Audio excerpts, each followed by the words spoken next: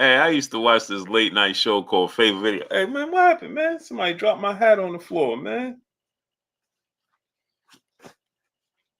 Hey, somebody dropped my hat on the floor.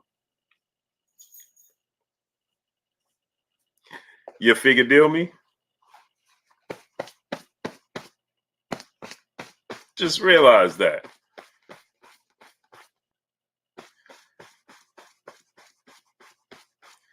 Mark X. Jamarius Jefferson. Miss Joette, Peace Bless Queen. What you doing up this late? Miles Austin, what's good? Sasuke Kun, what's good? Zang versus Anderson, Future Superfight. I like it. John J. Doe, what's good? I mentioned that in my video. Earlier.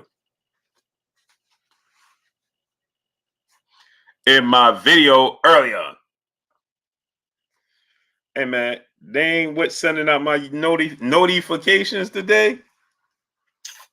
No, huh? I didn't get a notification. I just checked and you were just coming on. Yeah, that's wild, isn't it? Solo 30 Deuce.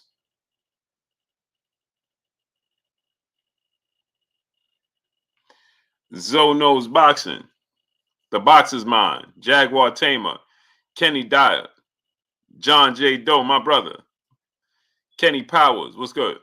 Now the fight is done and we're getting a face-off at the Davis fight. That's what they reported. That's what we heard. G. Seto. Nap King Cole Jr. was good. But I have to come dead face. What's good, great brother? Rodriguez Johnson. Zoe Knows Boxing. What's good? So I had to come and I have to say this, people. Nobody's going to say it. Salute to my brother Tay Jones. Tay Jones said it. Tay Jones, he spoke up for the people. For the people. My brother Tay Jones, he spoke up for the people. All right. Brian Deuce Ford was good. Blue, you the truth. Just stay consistent. Journalism is hard job like boxing. All facts. All facts. You know this is all true. You know what these frauds do. You know what I'm saying? I got to keep it a hundo, man. You know what I'm saying? Shout out to my brother Tay Jones again. Go subscribe to my brother Tay Jones. Sean Williams is good. Tank and Stevenson, best fight in boxing. What you think? No. One of the best. That's one of the best.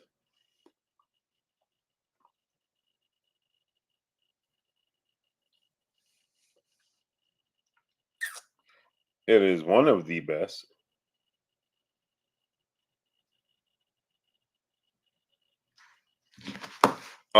Benjamin Irwin, just being E, a $150. Eric Black 60. What's good? Sean Williams, what's good? It's one of the best. Now, I have to say this, man. We got to chill on trying to downplay YouTube and YouTubers. Part of the reason I even did this, right, and started doing this, is because Abaman was good. Oh, I did.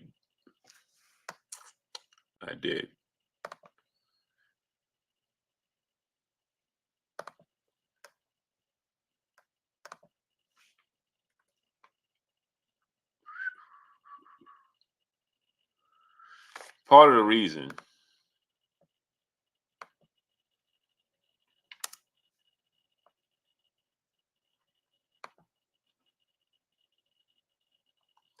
so Jerry Ballard, Yee Huncho, Kaz, T Bugs, what's good?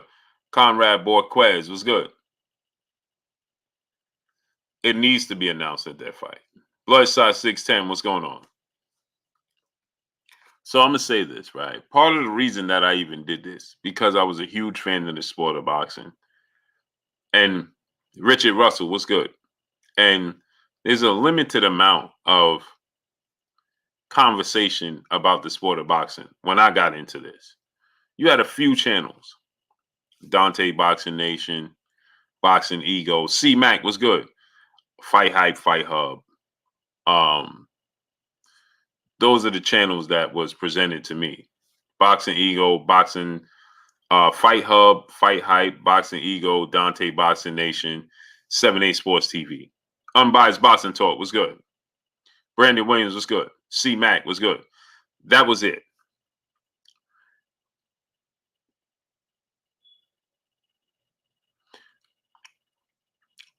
You didn't get Mike G was good. Yeah, they're supposed to announce it this week. I hope they do. But let me say this. You didn't get much boxing talk. There wasn't much conversation about boxing. I'm a huge fan of the sport of boxing. Bruce Lee win was good. Always have been. Okay. You didn't get much boxing talk. You can't turn on right now. You can't turn on ESPN and get no conversation about the sport of boxing. Not a single bit. They have fights today, right?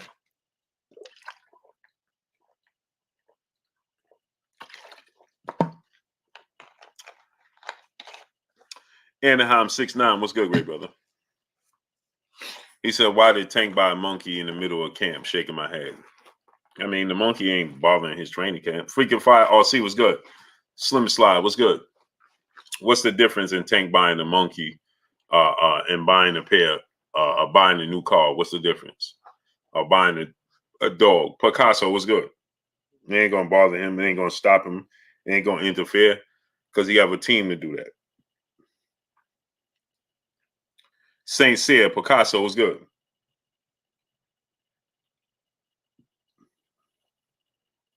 So it's not going to interfere anything.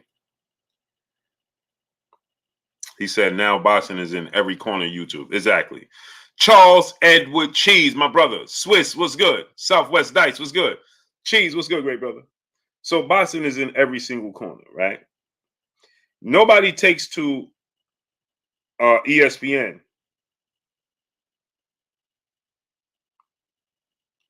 Nobody takes to ESPN. Heavy Betters Entertainment was good. And look for boxing. Okay? Let's get this straight. Nobody picks up their remote control anymore and say, let me watch boxing. Nobody does that. Not a single soul. As a matter of fact, even Kendrell was good, great brother. Rodriguez Johnson was good. Hayden Harradine was good. Even Showtime don't even present. Now they do it. Professor X was good, great brother. Michael Wilson was good. Miss Joette said YouTube is keeping boxing alive and relevant. 1,000% facts. John J. Doe, Derek Choice was good. ESPN, Showtime, they go in the digital way because they learned from us. That's what they did. They have learned the market from us. Kenny Powers was good.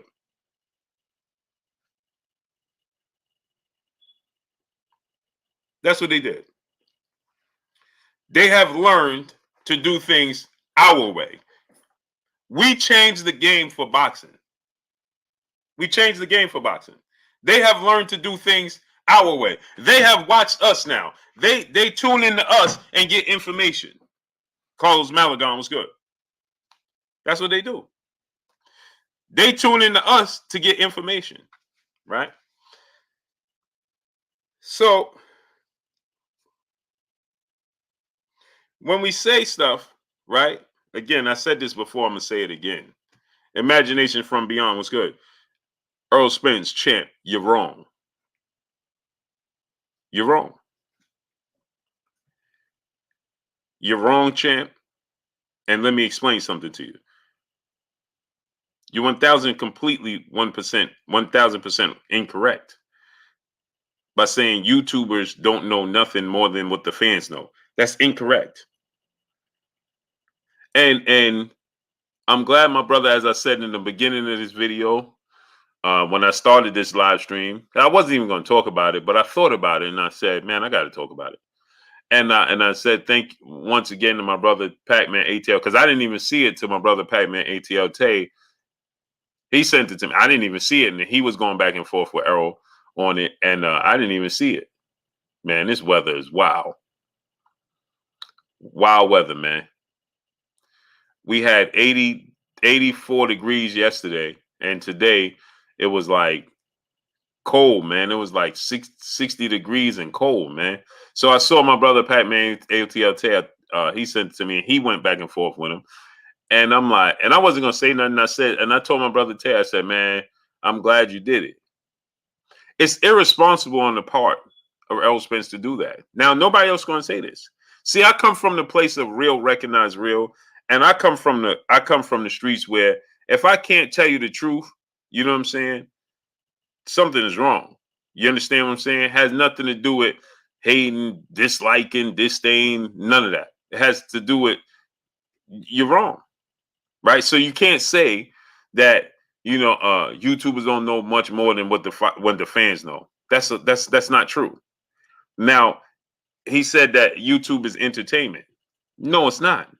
YouTube boxing is entertainment, just like YouTube is entertainment, right? For sure. We entertain the fans, right?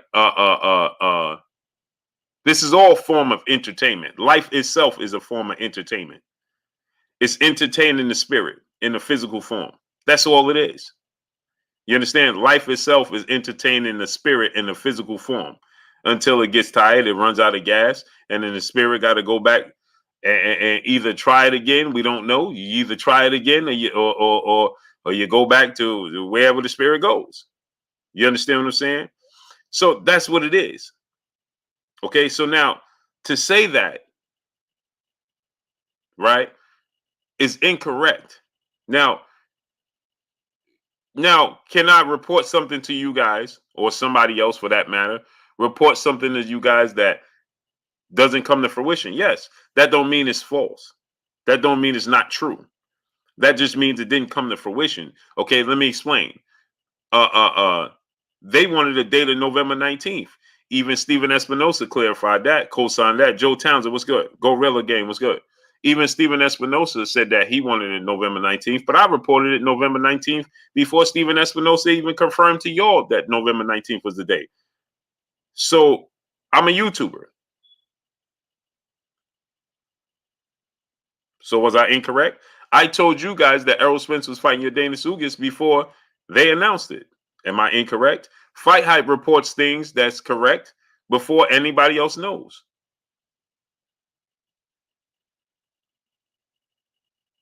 You get scoops. You get now Adewale M. What's good? Edgar Chavez. What's good? Mike Big Box. Go subscribe to my brother Mike Big Boxing. Poe Porter. What's good?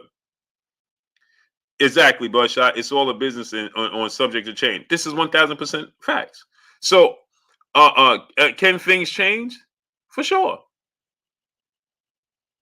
But again, let me tell you something. The weather told us last week when I looked at the weather on Tuesday when I brought my slingshot out the shop. Terry Williams was good. Let me tell you that. Right? Appreciate you, brother. Bullet Gibson, Atlantean man, what's good? So now think about this, right? I want to show y'all something else. When you look at a media, okay, for instance, let's say on next Saturday, they announced Terence Crawford, Errol Spence. Next Saturday, right? They announced Terence Crawford, Errol Spence next Saturday. 95% of the people standing there with a camera reporting it is going to be YouTubers. 903 Boxing, what's good? Dennis Harris, what's good? Keeman Nation, what's good? 95 to 97% of the people standing there with their cameras in front of Errol Spence and Terence Crawford are going to be YouTubers.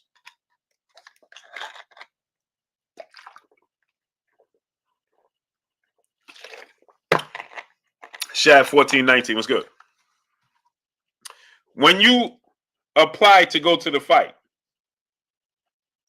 it has online YouTube media. YouTube is not a form of entertainment. Champ, you're wrong.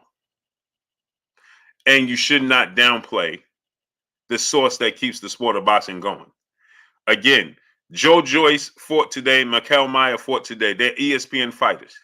Did anybody see those highlights on ESPN today?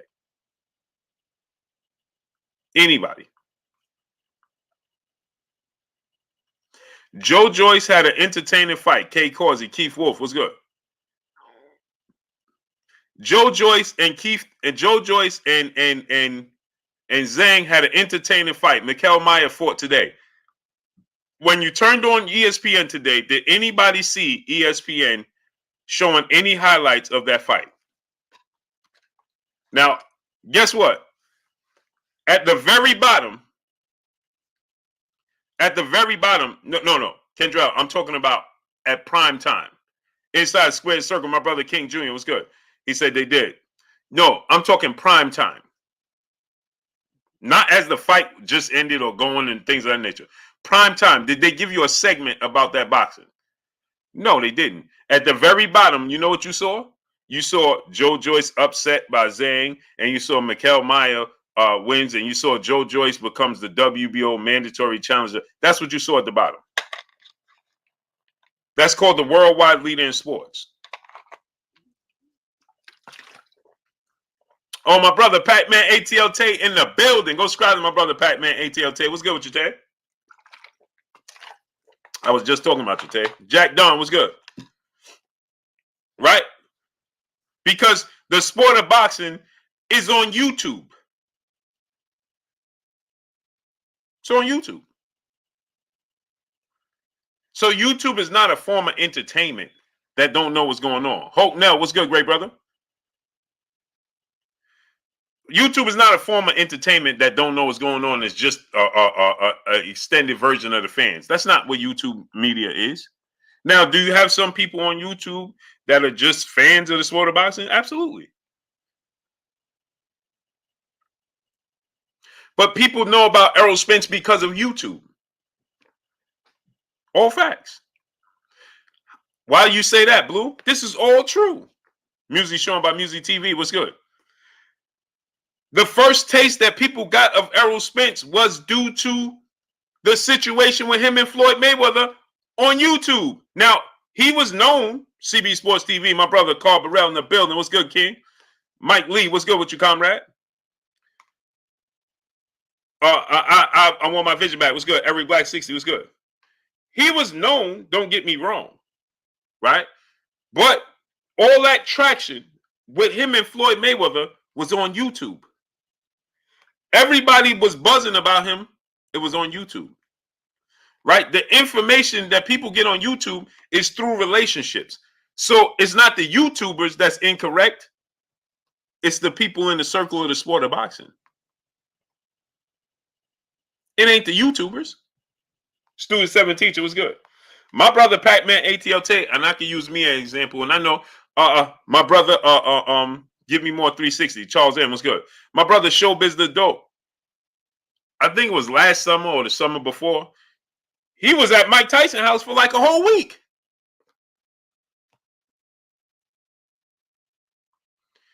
The brother True Media today. Coach Malachi. Whole week. He up there with Ryan Garcia team. Joe Goosen. Whole week he up there. Now, Pat Cannon was good. Mr. Sandman 1025 was good. Now let me show y'all something. Preacher Joe was good. Now, let's say Coach Malachi, or let's say Showbiz and shouts out to Boxing Voice, Danny and Ness. Danny all over the place. Every time I turn around, Danny at a new place. Danny is all over the place, right? My brother Hans from Fight Hype. That's my brother right there. Hans, all over the place. Now, let me show y'all something. Just because the camera's not rolling don't mean you're not having a conversation. Right. Coach Malachi was at Terence Crawford house. I was at Deontay Wilder's house. I was at Devin Haney's house. I'm at Mickey Bay's house. I was at Big Baby Miller's house before. I was at it's just endless. You understand? I've been in locker rooms before fights start. ES News, Ellie Setback in locker rooms before fights start. Two-tone the superstar. What's good? I was at Dante Boxing Nation house when the Benavidez's before y'all knew who they was.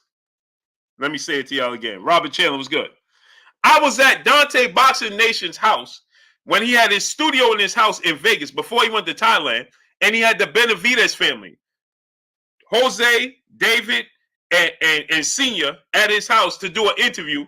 That's before y'all even knew who they was.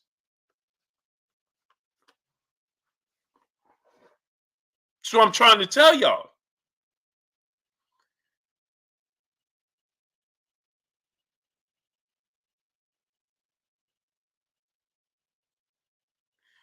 We've been in, bro. So to say that, so now when the camera's not rolling, people.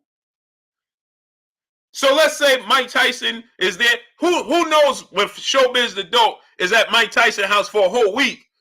Who else is there giving Showbiz information? You understand? Sam Watson. Treat me like a nephew.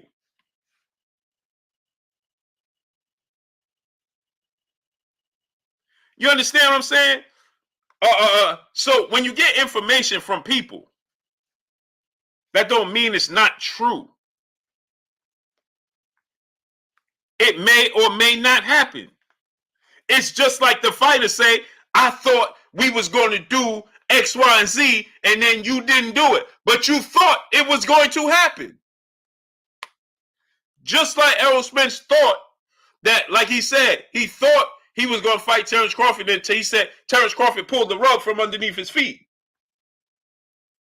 But he could have been telling the people around him that I'm fighting Terence Crawford next. And it ain't happened. Square business was good. And it ain't happened. Does that mean it's not true?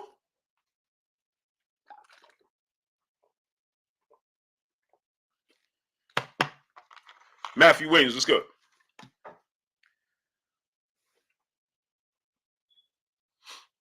Does that mean it's not true to say that YouTube is just an extension of the fans that don't know what's going on? It's irresponsible because YouTube is the ones that keep the sport of boxing alive. Derek Choice, my brother in the super chat, dropping that half a dub on your boy Blue. That is why I don't like the whole being the face of boxing talk, because YouTube is the only place I go for boxing talk, and we all have different favorite boxers. All facts. All facts. I've been in fighters' personal space. Charles Edward Cheese said, "Yo, Blue, that's what I want to know about." What's that? What's that, Cheese? What is it that you want to know about? Pat Cannon, what's good? I've been in fighters' personal space when they talk about personal things that I can't even discuss on here. That they say, "Hey, this happened, that happened, this happened, this happened, that happened, this happened, that happened," right? So it ain't the YouTuber's fault that's relaying the information.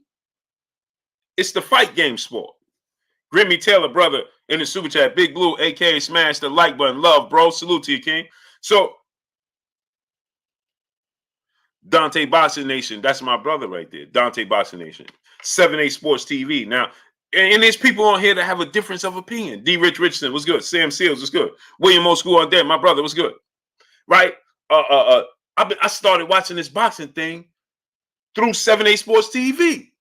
You understand what I'm saying? That's how I started watching this boxing thing. And then, you know, as you watch the 7A Sports TV, then it recommends you to Boxing Ego. And then Boxing Ego, watching Boxing Ego on 7-8 now recommended me to, you know, Dante Boxing Nation. And then watching Dante Boxing Nation, 7A Sports TV, and Boxing Ego, well, now it introduced me to ES News. And now watching ES News, you understand, and it's a trickling effect. So to say that the sport of boxing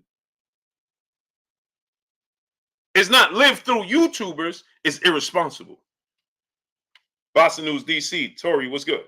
And ain't nobody gonna want to speak up to this because they don't want to tear no bridges. They don't want to seem like the bad person. But I'm okay with that because guess what? The facts remains the facts is that I come from the school of I should be able to tell you when you're right and when you're wrong. You understand? I should be one to tell you, hey, when you're right and when you're wrong. You understand? Look at Deontay Wilder. He embraces the whole LDBC. He embraced YouTube. Now, again, the brothers on here, this person may not get along with this person, and so on and so forth. But everybody got their own relationship because to think that they don't watch what we doing here on YouTube is incorrect. Like I told you, Showbiz is at Mike Tyson house for a whole week. Malachi is over there with Joe Goosen last week ahead of this massive fight. Okay, General 78 Sports TV. He over there with Deontay Wilder and so many others.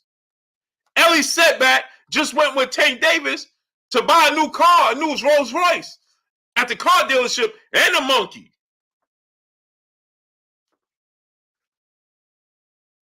This boxing thing is lived through YouTube. That's what it is. It's lived through YouTube. You understand? It lives and breathes through YouTube. If it ain't for YouTube, there is no boxing.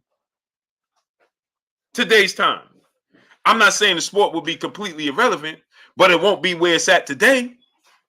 Everything Tank Davis, Ryan Garcia is through YouTube up until this week when you start to see Tank Davis on you'll start to see Ryan on ESPN or on here to promote the fight. But that's like the week before the fight. But up until the fight, all you do is you do this on your mobile device to hear about boxing, to see boxing. What Tank Davis did now? What did Ryan Garcia now? What did this person do today? That's through YouTube. And so YouTube has developed relationships with boxers, managers, promoters, you name it. Extended parts of their team. So the information that YouTubers come on here with, right? I was just at Bozy Ennis gym with Boots Ennis and Bozy. Well, Boots wasn't there. What with them, right? I could go up there and chill with them anytime I want. So who's to say that the information that I'm getting is incorrect? Now, it may come to be true and it may not. But like I just told you, the weatherman told us here in New York, because I'm in New York, the weatherman here in New York, he just told us, legit, he told us, he said, this weekend is going to be 75 degrees and sunny, Saturday and Sunday. I woke up today and it was raining. And it was cold. And it was cold. You understand? So this is what I'm trying to explain to y'all.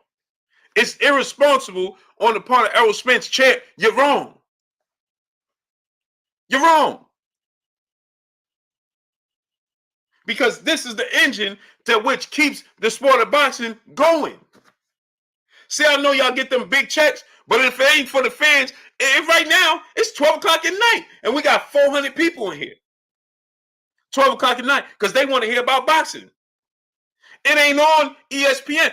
ESPN is on my TV, and there ain't nothing boxing coming on there. They ain't talking about Tank Davis, Ryan Garcia. They ain't talking about Errol Spence, Terence Crawford. They ain't talking about Boots Ennis. They ain't talking about Tyson Fury. They ain't talking about Deontay Wilder. They ain't talking about Canelo Alvarez. They ain't talking about Dimitri Bivol. They probably don't even know who Dimitri Bivol is.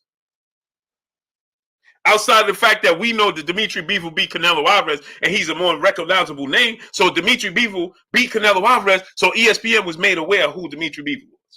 Let me tell you something. Stephen A. Smith had the Charlo twins on there, right? And he said something outlandish like, I don't really remember, don't quote me on it, but I know it was something outlandish. He was like, hey, the fight I want to see you fight is like Terence Crawford. He was talking to Jamal Charlo. He said, I think I want to fight. I want to see you fight Terence Crawford. And Jamal Charlo said, hey, man, I'm 2 weight classes above that dude. Stephen A. Smith didn't even know what he's talking about.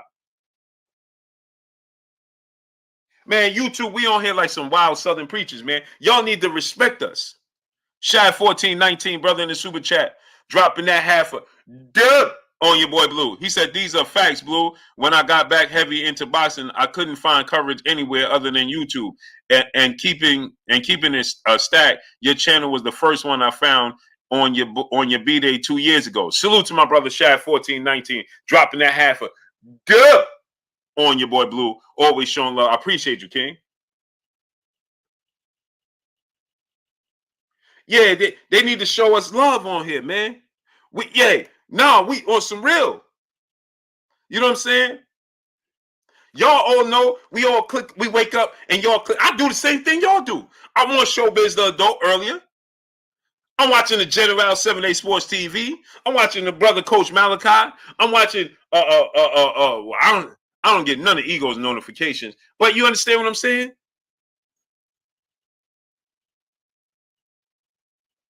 Hey man, you got to show love to the people that's keeping it the heartbeat going. Are the YouTubers correct all the time? No, they're not correct all the time. Oh, look at that. Speaking of my brother, Showbiz the Adult. All right, man, look. Salute to my brother Showbiz the Adult in the building, in the super chat, dropping that half a on your boy Blue in the super chat. He said, facts. Many times we are told things we can never say, Blue, like never. Much love, brother. That's all facts. I just was talking about you, Biz. I said Showbiz was at Mike Tyson house for like a whole week. Ain't no telling who he encountered, what he heard, and who said what. That don't mean he's incorrect. There's just things he may and may not be able to say and have to somewhat say it and indirectly say it. So to say YouTubers don't know much more than what the fans know that's in the comment sections,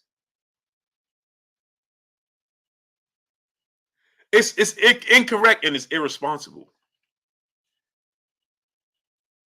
It's incorrect and it's irresponsible. Drew Agee, what's good? And he should, Jay Grant Jr., or not Israel, what's good? And he should know this, right?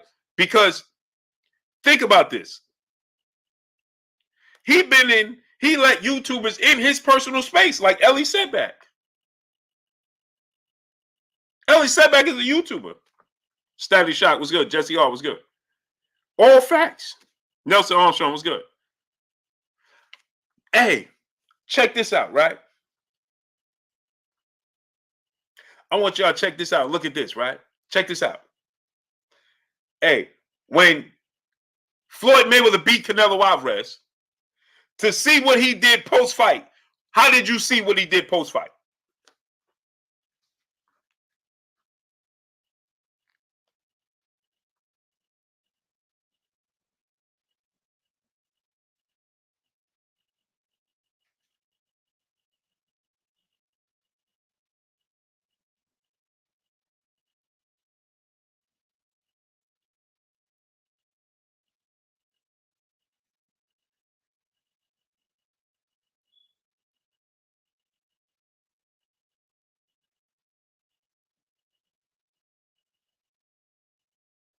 How did you see what Floyd Mayweather did post-fight Canelo Alvarez? You went to YouTube.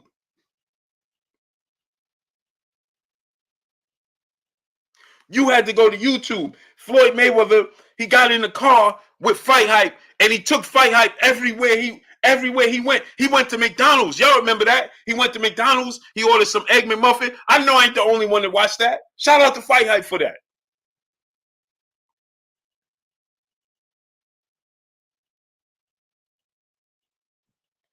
Shout out to Fight Hype for that. That's YouTube.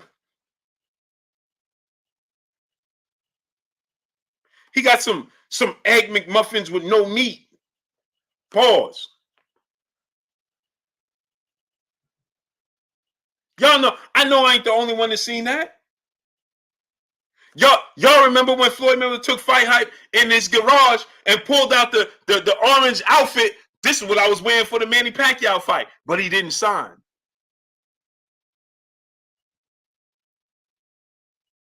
But he didn't sign.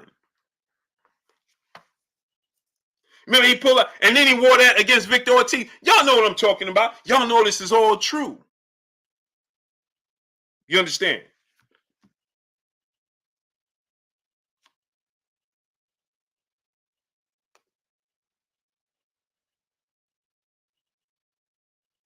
Y'all know this all true, man.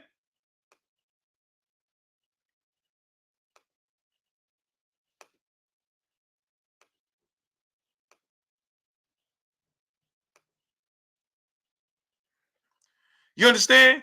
He pulled out the orange and black uniform. He said, "This is what I was going to wear against Manny Pacquiao," right?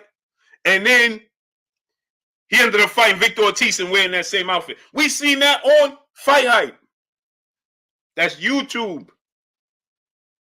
That's YouTube. So you got to think, right?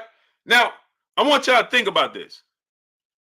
If the General, excluding myself, if the General 7A Sports TV interviews Deontay Wilder, exclusive, what makes you think they're not having a conversation when they're not on an interview? I know the content creators here, my brother Showbiz and whoever else is here. I see the General, Tay Jones, right? I see y'all in the building, right? I know, like me, when y'all pick up the phone and you talk to boxers or they call you, the first thing they say is, "Are you recording?" Y'all know this all true. 7-8, Tay Jones, Showbiz. When y'all talk to fighters, managers, promoters, what's the first thing they do? Tay, what they tell you?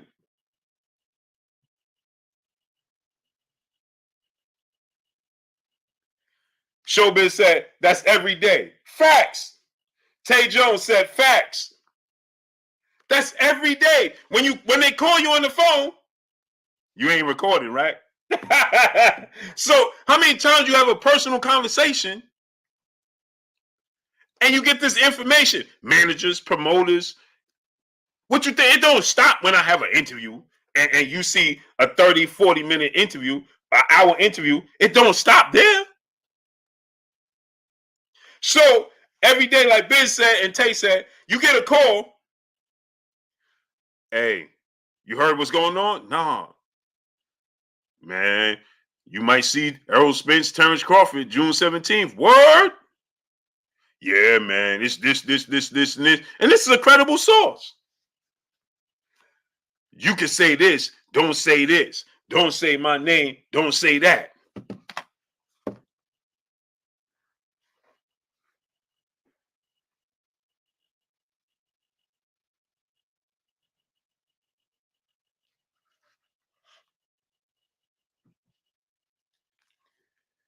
Wait, what happened with Jamie Foxx? Y'all serious?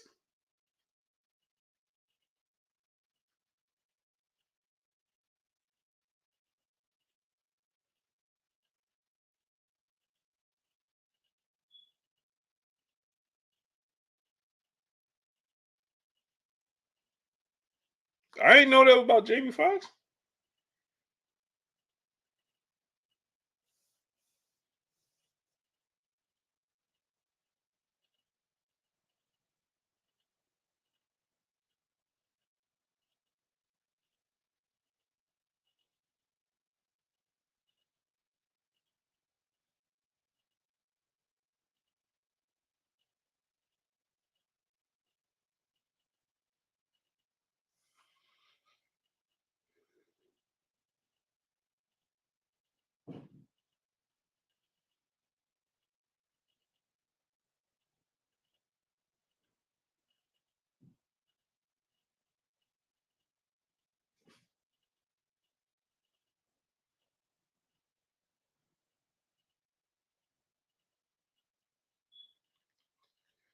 Well, I ain't know that. No, that ain't no joke. I ain't know that. I ain't know that was going on with Jamie Foxx. How come that wasn't headline news?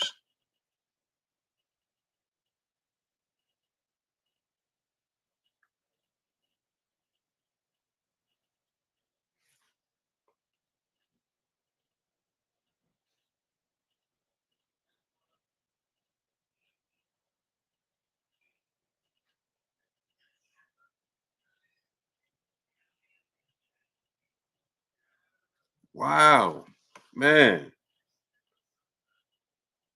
this is wild.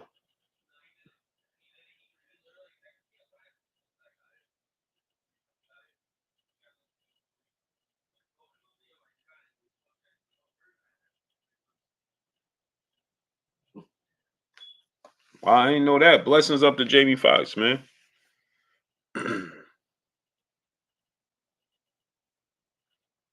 Cheese said, ironically, because you're on YouTube. Facts.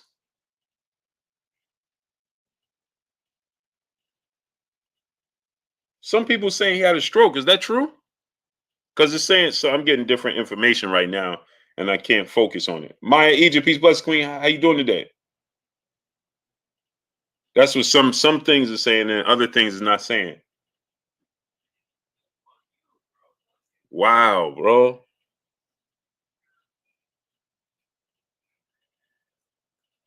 Shh. Fat and bankrupt. What's good, great brother? Wow, bro. This is amazing. Hey, bro. Wow, I didn't even know that was going on.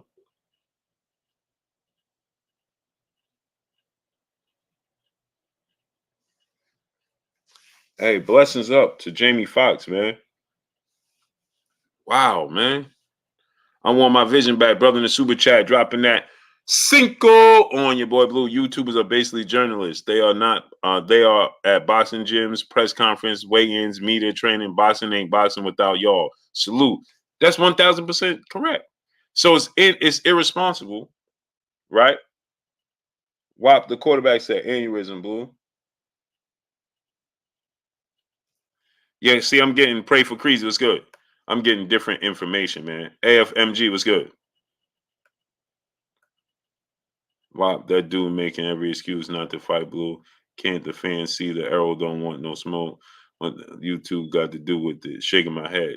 Yeah, that I was confused by that, and it's frustration.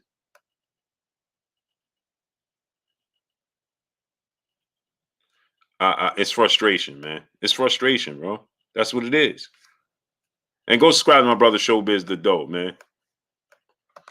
That's frustration. Armstrong Console, my brother in the super chat said, Blue, no notifications. Yeah, they didn't send it out tonight. It's all good. Wow, man, I didn't know that was going on with him. No chill zone was good. AK Crowder was good. Texas was good. Yeah, he got very frustrated. And DOG 215 was good. He had a stroke. Somebody says aneurysm, somebody says stroke. I'm getting mixed information. The family's not really saying much, but saying that, Unc the artist was good, famu. How you feeling, Unc? Oh, it was my uncle said it was a stroke, 100%. Wow. Travion Jackson was good. I had no idea, Unc. I ain't know nothing about that.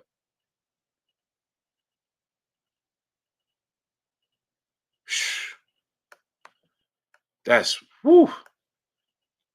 At 55, man. I lost my aunt at 55. Dion Williams, brother in the super chat, dropping that half a dub on your boy Blue. I remember when the main source for boxing news were websites like Boxing Talk and Boxing Scene. YouTube has totally changed the landscape for boxing fans, and I'm grateful for all who stay on the grind. This is all facts. It's all facts. The Haven Alexander was good. It's all facts. My brother, Showbiz the Adult, in the super chat, dropping that half a dub on your boy Blue. He said, Blue, not gonna lie. One time we both got the same big scoop with dates, but you reported first, so I waited. Then it didn't happen, and everyone called you a liar. I knew what you heard was real. Thank you, Biz. Thank you, Biz. Chester Bleak 0573 was good. Thank you, Biz. Thank you. Exactly. But people just, they don't understand. We are just the middleman.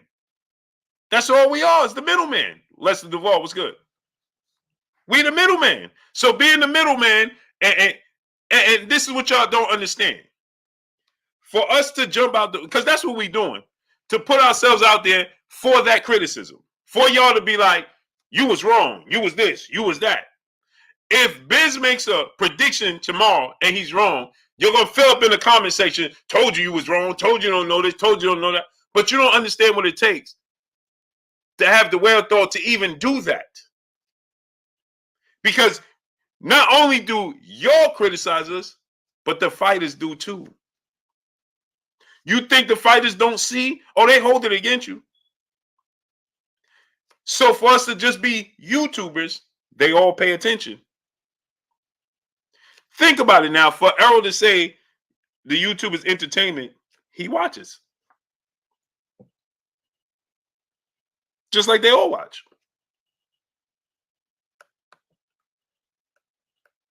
They all watch. Darren Howard was good. So we, instead of downplaying the YouTubers, let's uplift us for every day coming here and being able to talk about the sport that nobody wants to talk about. Because guess what? If Errol Spence ain't fighting Terence Crawford, ESPN has no interest. If Terence Crawford ain't fighting Errol Spence, ESPN has zero interest. If Tank Davis ain't fighting Ryan Garcia, ESPN has zero interest. Errol Spence can fight the little green man on the moon, and we'll be talking about it here on YouTube. Terence Crawford can fight the little blue man from Mars, and we'll be talking about it here on YouTube. My brother Biz, have a great night, King. Salute to you. Go subscribe to my brother Showbiz the Dough. He said, I'm out. Huh! Salute to Biz, man. Appreciate you, brother. Big George 850 was good. Coach Perry was good. Macadon 901 was good.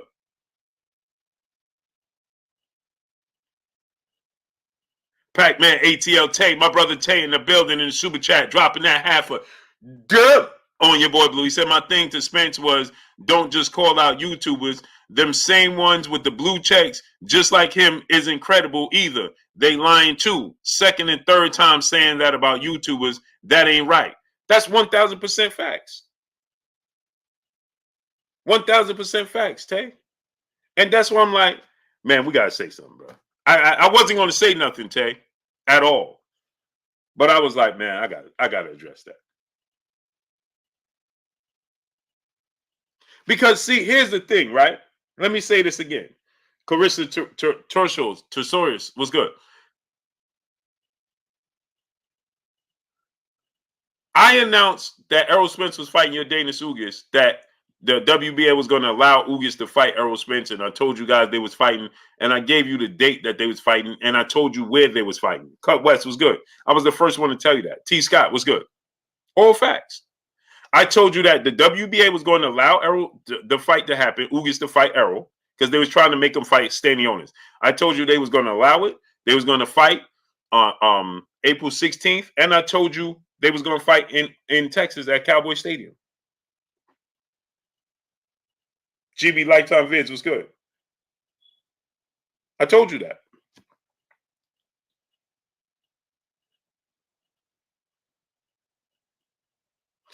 I told you guys that the fight was done for Canelo and John Ryder May 6th. So my thing is this, right? Is that, like Tay said, you can't get, why are you going at the YouTubers? For what? That's easy targets. Like Tay said, those dudes with the blue check marks like him don't be telling the truth, according to his reports. But we all can't be hearing the same thing, and we all wrong.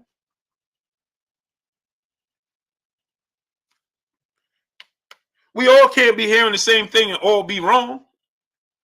It's like Biz said, he heard it, I just reported it first, and he left it alone. And then people came and said, man, Blue is lying. I ain't lie about nothing. I got this information from a credible source, same source that Biz got it from. True or Coronado, what's good? My brother Tay Jones know for a fact. I know Tay Jones, his information is 1000%. NC King was good. NYC King was good. Right? So these sources, if you knew who the sources was, you would be saying to yourself, well, man, how's he wrong?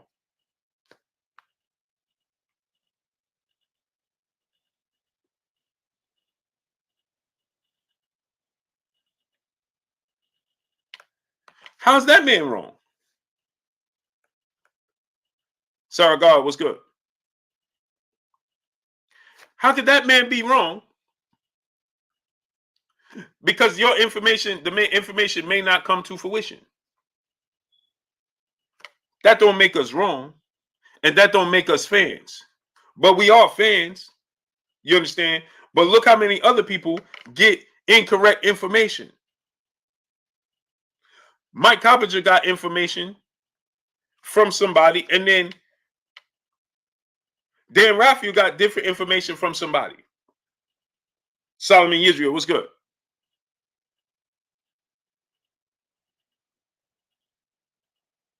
It's so, and now check this out. Todd French 600, my brother in the super chat, dropping that Cinco on your boy Blue.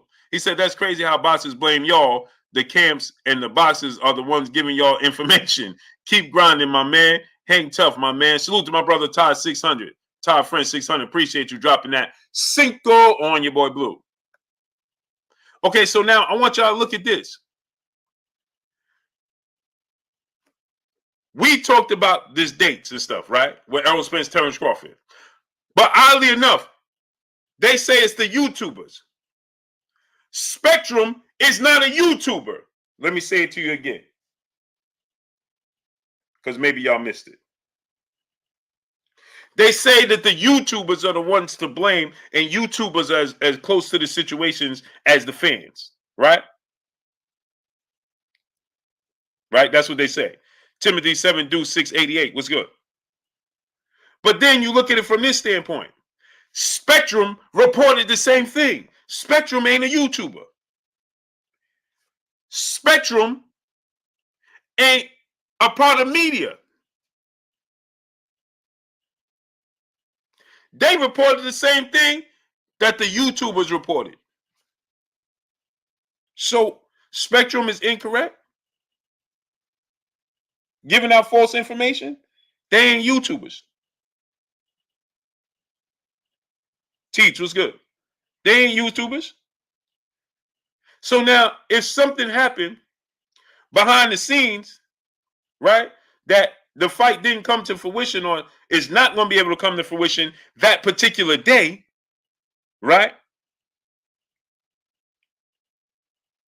or that time, or something fell through, well, then inform the fans of that. And furthermore, what we should be doing is, Ronnie War Eagle Do So 5 was good. What we should be doing is, right,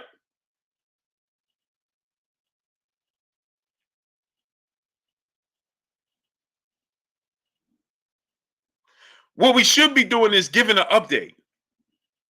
That's it. Yeah, what happened to blaming Spectrum? Hey, Spectrum don't know what they're talking about. Everything on Spectrum list is correct, but that.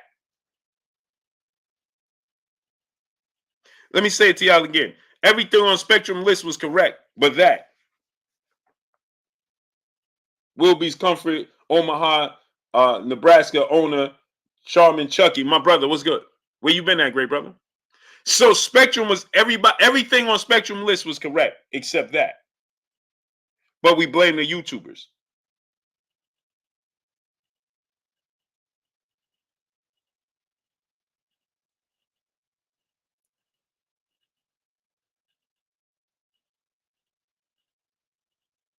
I'm confused.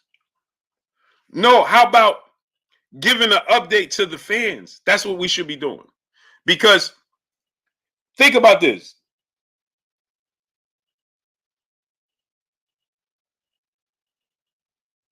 Now think about this, right?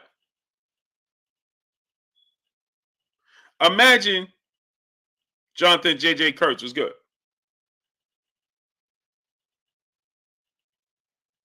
Exactly, Miss Joette. But nobody's blaming Spectrum. Nobody's saying Spectrum is a joke or just entertainment because Spectrum cut the checks. Showtime cut the checks. Steven Espinosa said it. He ain't a YouTuber. Jake Krause was good. Cheese said Iraq lobster or the bird is the word. Yeah, right?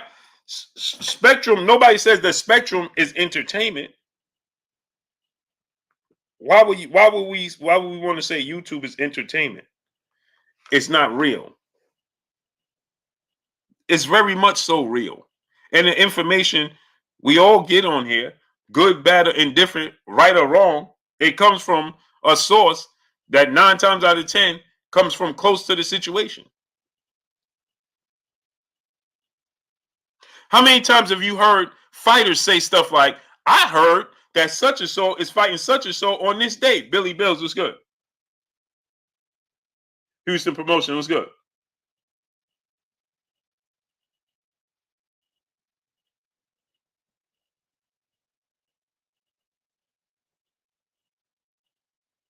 How many times have you heard this, right? I've heard, you see fighters say, I heard that this fight and that fight is happening. I heard the same thing, so on and so forth.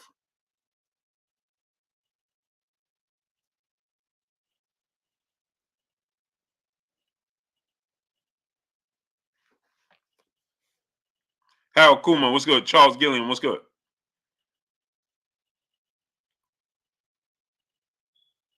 So we got to stop this. The YouTube is the wave. We have created a new lane. We have washed out all of that. Nobody picks up a newspaper. Nobody picks up. Nobody goes to these websites and so on and so forth. Nobody does that anymore.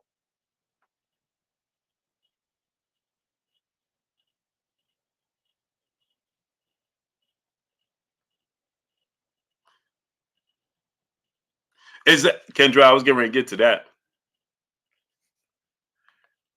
YouTube may not know. One thing we do know: the fight ain't been announced. How long we been saying on YouTube that Tank Davis and Ryan Garcia gonna fight April 15th? Now it turned out not to be April 15th. They moved it back to April 22nd. But what is the holdup? What is the whisper for? Just give an update to the fans. Because think about this, right? Imagine this. Imagine you as a fan, right? You bought something, and you like, hey man, I want to see when it's coming, right? So let's say the fans bought, you bought a package, right? You bought a package. You bought something, and you waiting for it to come, and then you check to see when it's coming, and then they be like, man, we'll give it to you when we give it to you. Huh?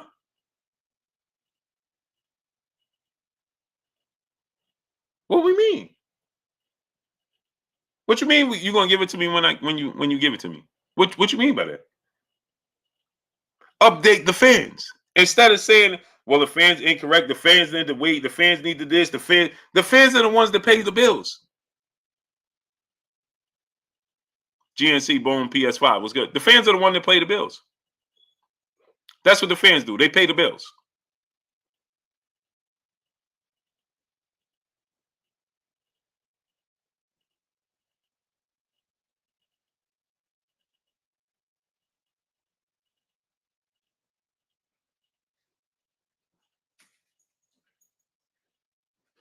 And so 2 weeks ago, right? Errol Spence, Cuatro Losa was good. We got to keep it 100. 2 weeks ago, Errol Spence said, in a few weeks, meaning 2 weeks or so, right?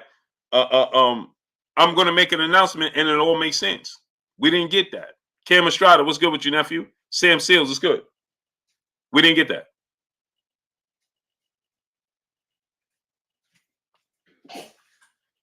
Where y'all go? Oh. Both?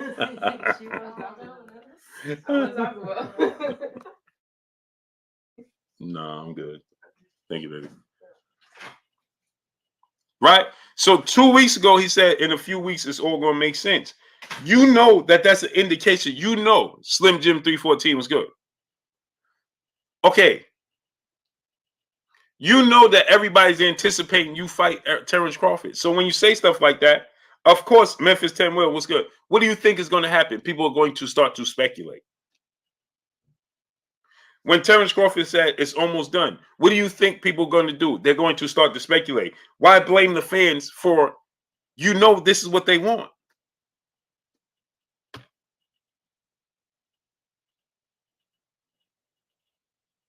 You know this is what the fans are looking for. So the fans are looking for these fights, right?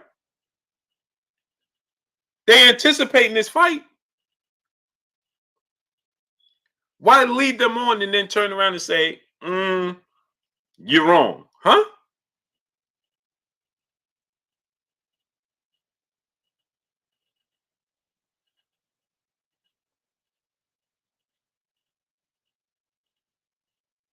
We gotta start holding the fighters accountable, people, because the fans are the ones that pays the bills. Without the fans, there is no fights, because these investors want to get a return on their investment, and you are the consumer. Without the fans, there is no investment. The lifestyle that the fighters live without the fans don't exist.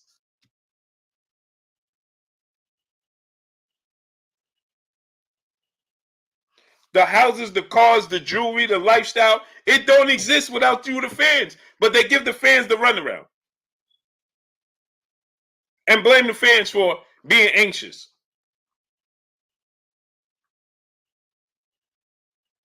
But the fans are the ones that invest, and they want to know when they're going to get their package. So, of course, the fans are going to put a tracking device on it. They're the ones that paid their money.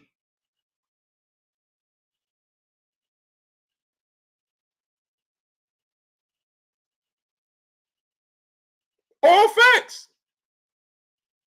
So instead of saying, well, this person, how about we go to social media and be like, hey, listen, I know y'all want it. We trying to give y'all update. We trying to make it happen. Guess what?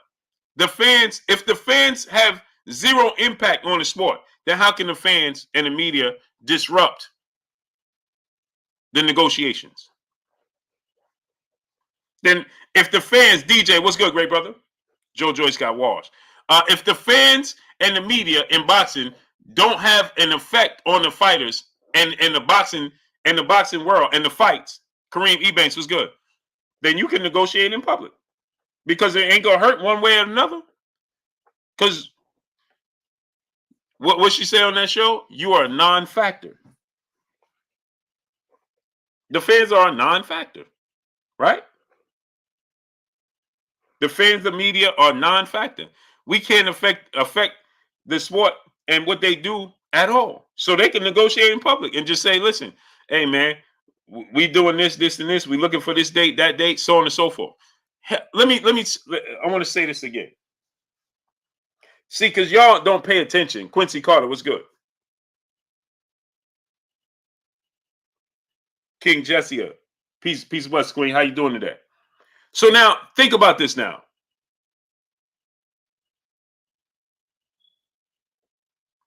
Now think about this.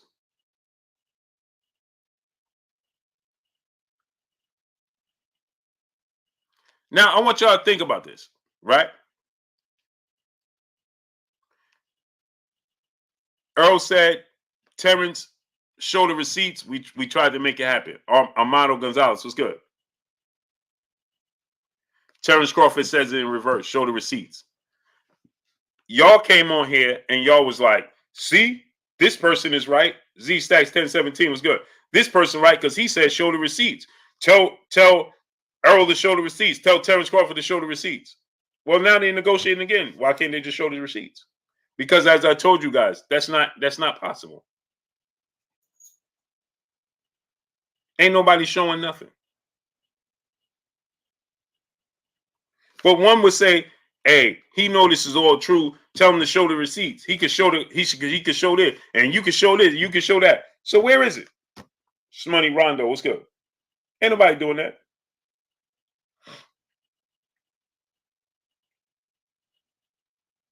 Ain't nobody doing that. Because they would do it right now.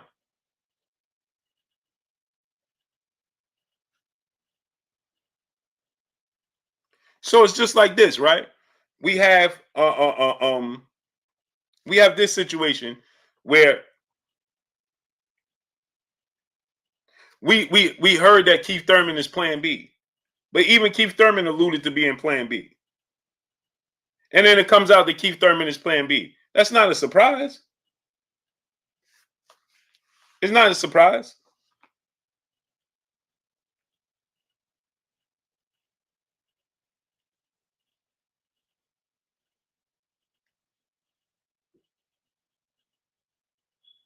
So what about the ones? Hold on, check this out. I'm checking it today. It's just loading. I don't know why it's just doing this loading nonsense. But check this out, right?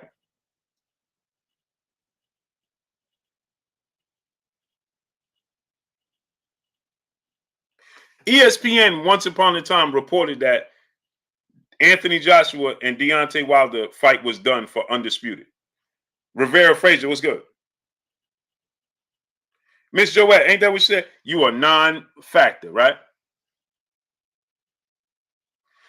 Remember, ESPN, the worldwide leader in sports, they reported Undisputed match already done.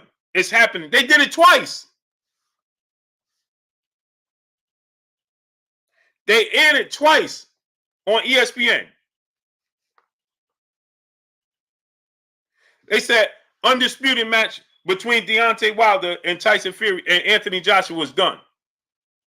I don't know about y'all, but I ain't never seen Deontay Wilder and Anthony Joshua in the ring together.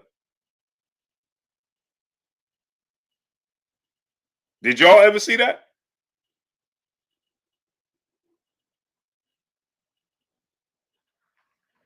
Y'all ever seen that? That's the worldwide leader in sports, the biggest sporting platform in the world.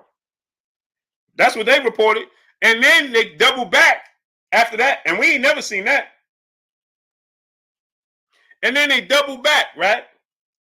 And they reported that Tyson Fury and Anthony Joshua was a done deal. I don't know about y'all, but I ain't never seen Tyson Fury and Anthony Joshua in the ring. Kenneth Pinkney was good.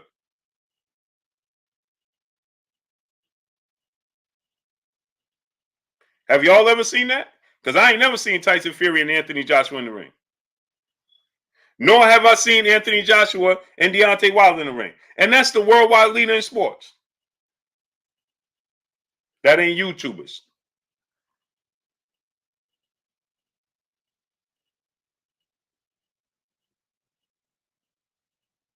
Eric, hey, what's good?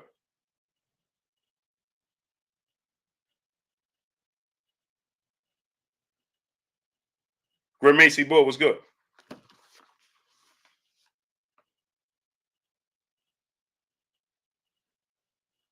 Shouts out my brother, man, Tay Jones, man. Blessings to you, King. Hey, that's a blessing, champ. I appreciate you, King.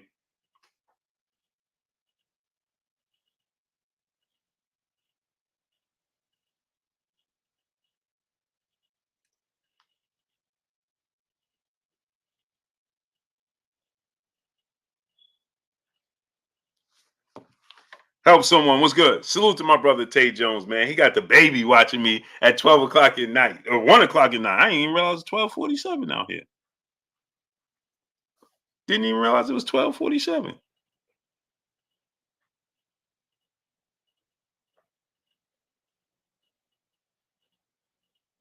Stories Invaders, what's good? 7-0 Deuce, what's good? I ain't see AJ and Deontay in the ring, and I ain't see AJ and Tyson Fury in the ring. But the worldwide leader in sports, they reported it. T Bonafide was good. And I ain't see neither one of them fights. That's the worldwide leader in sports. They are the pinnacle of this sporting thing.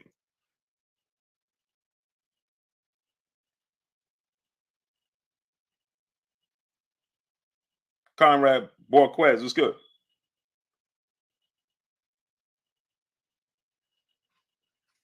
So why don't we use this engine called YouTube and these YouTube platforms to big up the sport as much as we possibly can?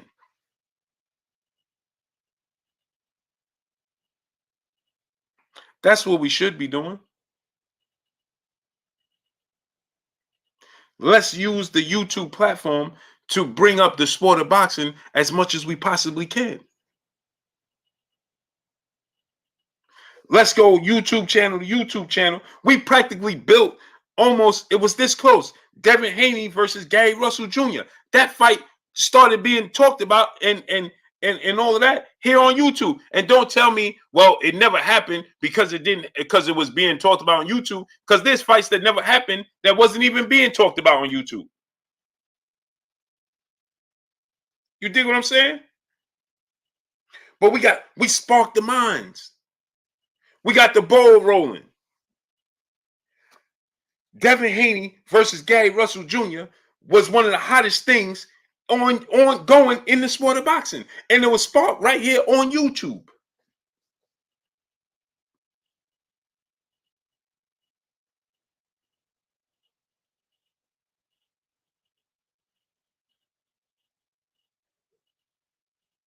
And don't say, well, look, that's the reason it never happened, because we are still at the gate of Terence Crawford, Errol Spence not happening, and that's not happening on YouTube.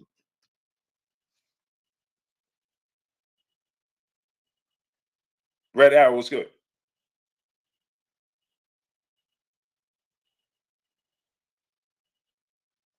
We are the engine to this boxing thing. So let's show it love. Let's nurture it. Let's build it up together as a whole.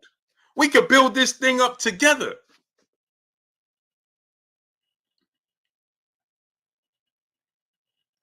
as a whole. Unstoppable.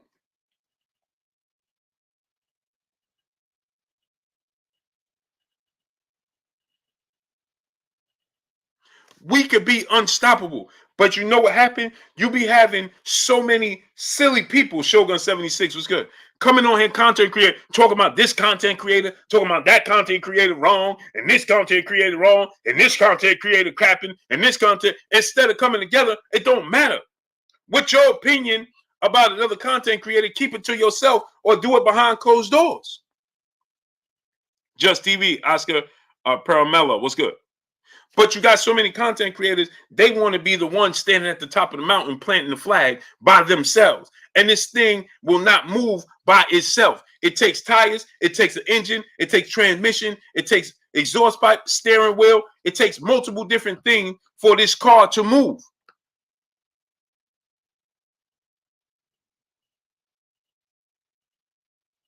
So instead of coming on here talking about a content creator, another content creator up here to him, yeah, well, Blue Blood said, and Blue Blood lied about, and Blue Blood, or going, hey, this person lied and that person lied. Do you ever hear ESPN saying Fox lied about this? And they could be reporting on the same topic and have different viewpoints.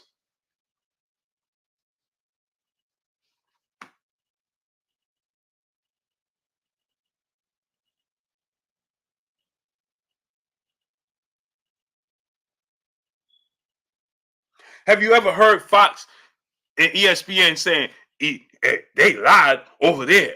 They false reported this over there. You don't never hear such a thing. Eddie Vega, what's good? You never ever hear such a thing.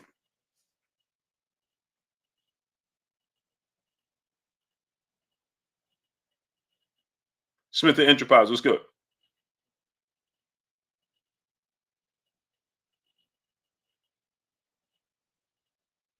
You never hear such a thing. It don't exist. Musa Musa, what's good? We out here stepping on each other's toes instead of uplifting each other for no reason.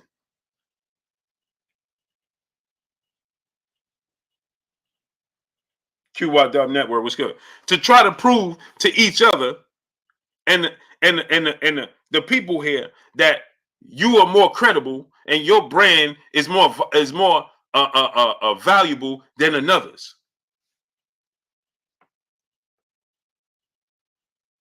When you all on the same road in the same path to see the same Wizard of Oz. And the fighters and managers and promoters, no matter how they may smile in your face, oh, I like you. Why? But why? They saying that, right? Not universal. I like you. I rock with you. You know why they saying that? And what Willis was good.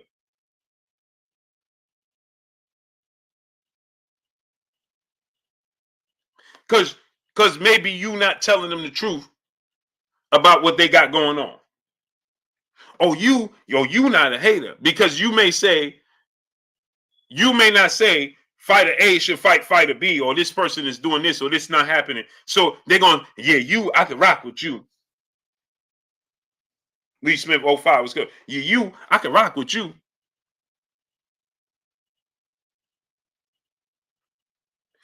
But they won't say that about another channel because the other channel or platform or content creator may tell them the truth about a situation. But if we all tell them the same truth,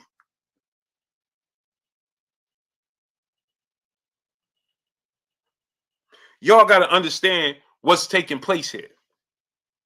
Because you all see it, but see, you want to be more of a fan than a content creator and actually spread the actual true word about what's going on in the sport of boxing and what's not going on in the sport of boxing. Ray Bajar was good. For instance, I'm gonna play something for y'all. I want you to hear this, and I want y'all to hear just how ridiculous this sounds. Hold on 1 second. I'm gonna play something for y'all, right? And I want y'all to hear how ridiculous it sounds, right? But because we don't tell the truth to these fighters, and we don't all stand true, and we pick and choose, right? When we want to tell the truth and when we want to call out and hold certain fighter A and B accountable, this is why you can have these types of things. I want y'all to listen to this. Okay?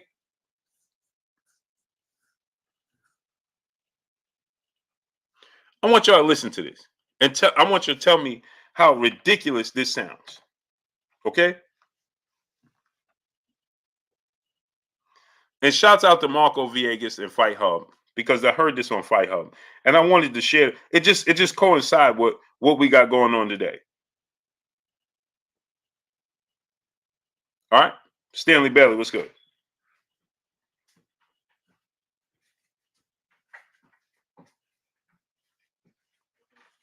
I want y'all to hear how ridiculous this sounds. Now listen to this. And shout out to Marcos Villegas. So that's why we're here. So now this is, and shout out to Henry Garcia because I like Henry Garcia. Shout out to Henry Garcia, but what he just said was absolutely ridiculous. And shout out to Henry Garcia. And see, this is why we needed Marcos Villegas to challenge what Henry Garcia was saying because it just didn't even make sense. But we let them run away with these types of narratives and then get spewed throughout the sport. And then you get fans that just hear things that's just absolutely ridiculous and they start regurgitating it. Now, I want you to hear and listen how Henry Garcia is describing this situation with Devin Haney, Tank Davis, and his son Ryan. Listen to this. Right? Oh, I would say, and not saying I don't agree with you, but I would say like a fan hearing this would, you got to fight the number one person. You got to fight the...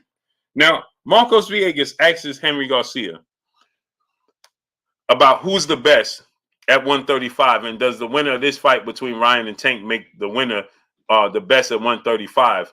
And what about Devin Haney because he's undisputed? Now, watch what he says. You got to fight the number one person. And right now, Tank supposedly is number one.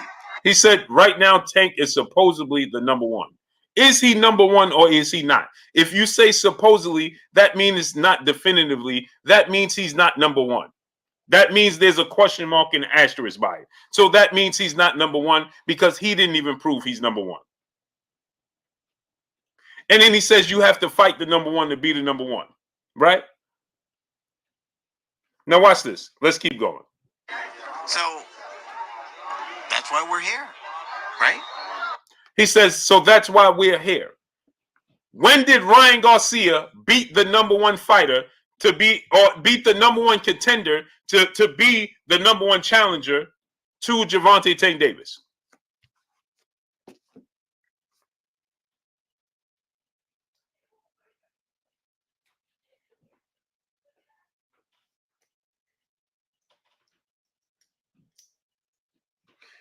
When did he do that, people?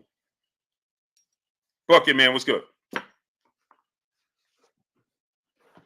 The question is, who is the best fighter at 135? The question is not who is the biggest seller and the most popular.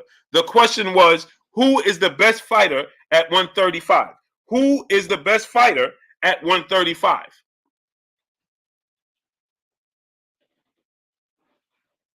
Then he says, that's why we're here. That's why we're here what? Let's keep going. Oh, I would say. Now, mind you, Marcos Villegas, shout out to Marco Villegas. The world is yours. What's good? Charles M. was good. Shout out to Marcos Villegas because he was super confused and he didn't agree with this, but he just didn't want to challenge Henry, right? I would have challenged Henry, like, bro, come on, Henry. Okay? Marcos didn't want to challenge Henry, so he left it alone. But you can tell in his demeanor and his tone, he's like, he wants to say, peace be free was good, but he won't say it. Keep listening. And I'm saying I don't agree with you, but I would say like a fan hearing this would say like, well, so Marcos in battle tested 757 was good. So because this label gets placed on YouTubers that are media members, okay, instead of being journalists, instead of being online journalists, we keep continuing to be labeled YouTubers. I don't understand what the problem is, right? Okay, but now check this out, right? Marcos clearly doesn't agree with him, so Marcos is going to put it on the fans because he don't want to seem like he's being confrontational. Let me get some water. Marcos don't want to seem like he's the one being confrontational, so he's going to put it on the fans.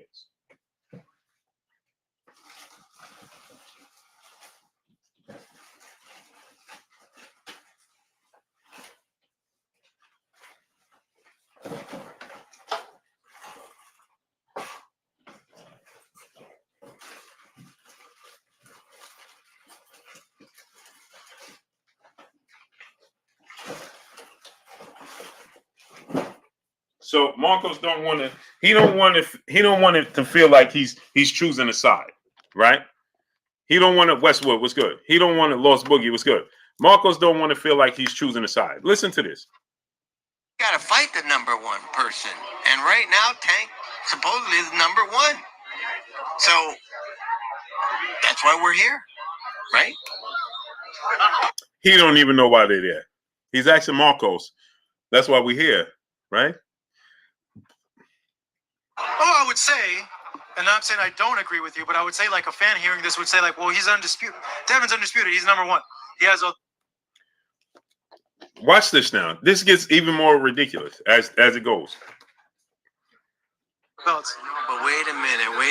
In order to be undisputed, okay? Oh, something happened. In order to be undisputed, for me, you gotta be the.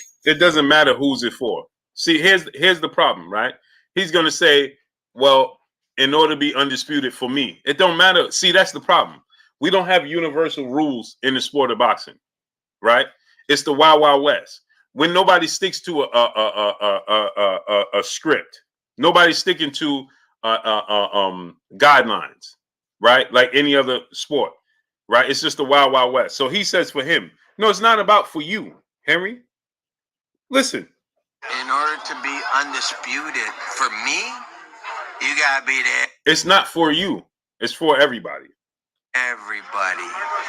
Now he said, in order to be the best and undisputed, you got to beat everybody.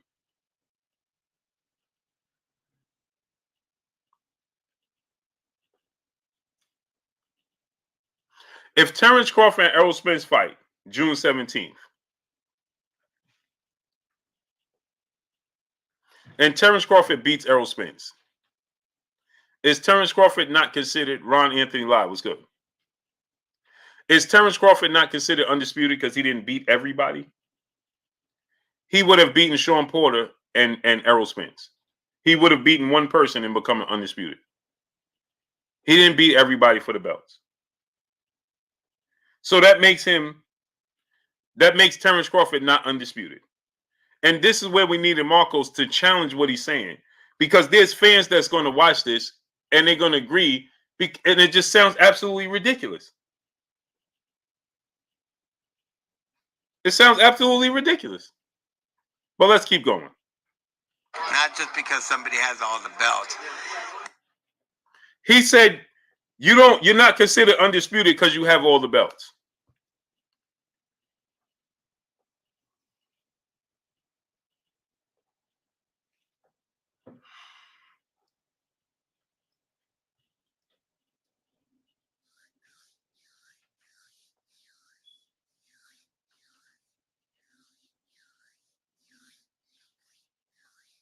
Mark Franklin was good. Marcos, we needed you to challenge that.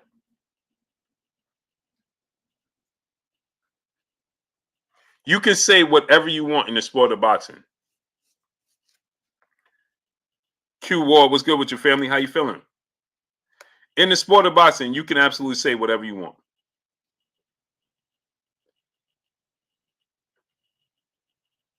You can say whatever you want in the sport of boxing. Orlando 314 was good. Base red pill Chad was good. Let's keep going. Did he earn every belt? No. He said, did he earn every belt? Not just because somebody has all the belts. Undisputed. For me, you gotta beat everybody. Not just because somebody has all the belts. Did he earn every belt? What?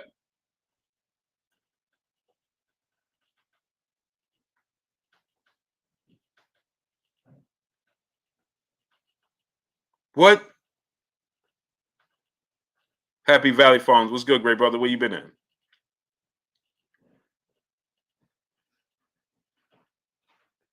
Orlando 314 said that's a correct statement.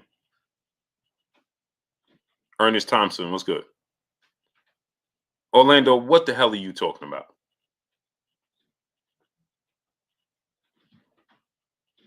Please explain to me what you're talking about. Byron Sports Talk TV, what's good? Mook the Villain, what's good? What are you talking about? That's a correct statement, brother. What are you talking about?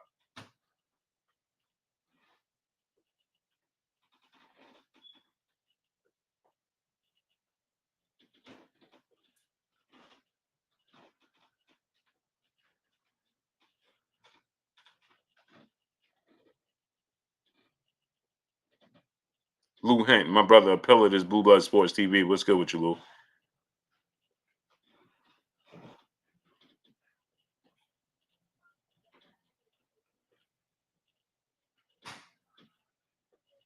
This dude said he was emailed the belt. You see how stupid? You see how irresponsible when you have people in the sport of boxing saying stuff like this, and then you have people reiterating just silly stuff. You see that? So now you have this dude here in the chat talking about he was emailed the belt. What are you talking about? He was emailed the belt. They are all mailed the belt. Not so smart guy. Did you know that? Every last one of them are mailed the belt. Yeah. In case you didn't know. Rock B was good. And furthermore, he was the interim champion that Lomachenko became the franchise belt, vacated the original belt. And that's how he got the belt. So watch this now. Orlando. Who else was emailed the belt? Watch this now. Because, see, this is how you know people don't even know what they're talking about. Watch this now. So, Orlando, who else got the belt that way? Paul Porter was good. H Entertainment 19 was good. Since you wanted to talk, now I'm going to put you on the spot. He was emailed the belt and then fought a subpar Kambosos. What are you talking about? You dudes disgust me. Teofimo Lopez beat Lomachenko and Kambosos beat Teofimo Lopez. What are you talking about? He beat a subpar Kambosos. So who did Ryan Garcia beat? Not so smart guy. Let me ask you a question. You reiterated what you heard instead of doing your homework. That's not smart. So Orlando 314. Who else received their belt that way? Since you so keen to know that Devin Haney's an email champion. Well, who else is an email champion? Who else would you consider the same email champion? Go ahead, Orlando. Tell us. Go ahead. I'll wait. We're going to wait for you to tell us. King J, what's good?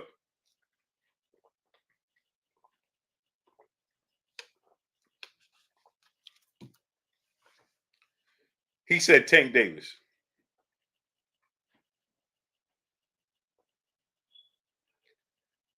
You see, this is what I'll be talking about. This is the silly, non-informative boxing fans in the world. It just gets sillier and sillier. Only in the sport of boxing would you say something like that. So imagine this. Imagine you watching the NBA and the number 8 seed knocks out the number 1 seed and goes to the NBA Finals. And then the number 1 seed on the East in the Eastern Conference beats the number 8 seed that came knocked off the number 1 seed in the Western Conference. So does that mean since they didn't beat the number 1 seed, does that make them not the champions?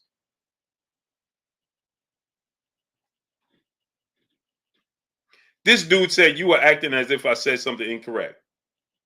Wow. This dude don't even know when he said something right or wrong.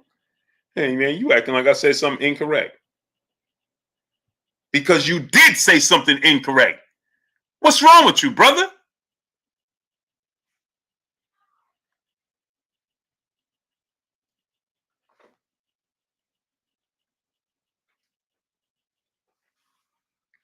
Bro. Exactly. Orlando, how about I send you the link, Ray, brother? And you come on here and explain yourself.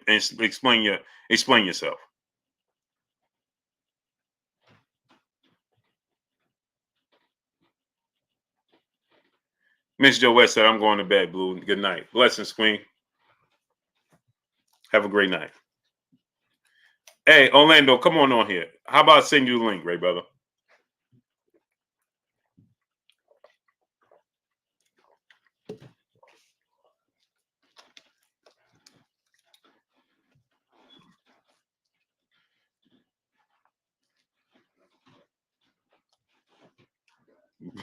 My Easy said, Blue, the disrespect dude walking on his brains. You can't make this stuff. He said, no thanks, bro. Why not? You're not confident in what you're talking about? Of course you're not. So Orlando 314, would you consider Jamal Charlo an email champion?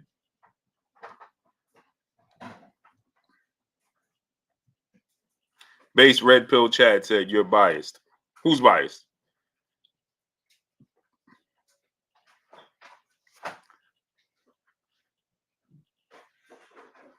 He said, Blue, Ryan beat Fonseca, Fortuna, and Luke Campbell. That means nothing to you? Oh, that put him at number 1 in the division? How about Base Red Pill? I send you the link. How about that? So beating those guys make you number 1 in the division. Which one of those guys is world champions is better than George Kambosos? Go ahead, I'll wait. T Pop, what's good?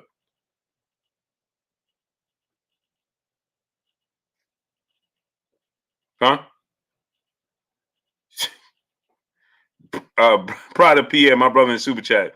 Joyce got pieced up with a straight left all day. Sure did. Sure did. This dude said he beat Fonseca, Fortuna, and Luke Campbell.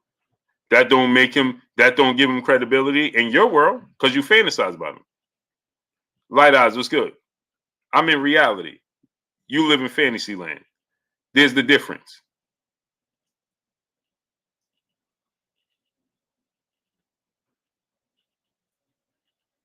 LT brother in super chat. Let me steal that basketball 1 versus 8 seed analogy. Have at it, great brother. Yeah, Tank will wash Cambosis. Never said he's supposed to. Who said he wasn't? So did Devin Haney. What's your point? Ricky Beavers, what's good, Ricky?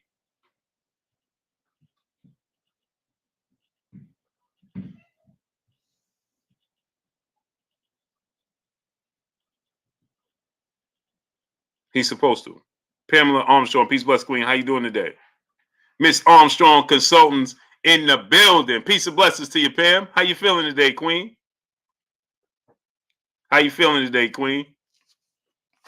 Thank you for allowing your great husband to participate over here with your boy Blue. I'll send y'all the link. Come on in. No, you didn't make it's not, this is different in viewpoint. You made a general statement. You said that, yeah, that's right. He didn't earn it, is what you said. Devin Haney didn't earn it, is what you said. You said he was emailed the belt, is what you said. That's not your opinion. That's not about opinion, brother, because you're completely wrong. What are you talking about? Pam, I appreciate you guys, 1,000%. You put a jacket, Spam 619 was good. Yeah, they say everything when once I tell them I drop the link. All of a sudden, don't show my face. Don't show my face. 7 Deuce Marine was good. Relax and chill was good.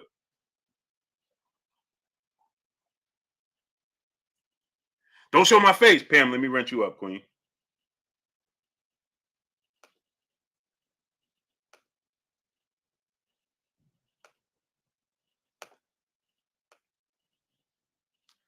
Don't show my face. Don't show my face. Don't show my face. Don't show my face. King J was good. Renee Bashian, go subscribe to my brother Renee Bashian. Was good. We got one. He said, send the link. Come on in, brother. Come on in. I'm like a kid in a candy store when you said that, brother. Come on in. Come on down. Link right there, Bray brother. He said, is that false? I ask you again. Orlando 314, do you consider Jamal Charlo an email champion? Have you ever heard anybody say Jamal Charlo was an email champion? Tony 2002 was good. Yes or no, Orlando? Prior to PM, my brother back in the super chat, people mix their own feelings with the facts. 100. All facts. Come on down. The link is in the chat, brother. The link is in the Drama King is in the building. Rest up to the great late K Slay. The Drama King is in the building. Jim Black was good.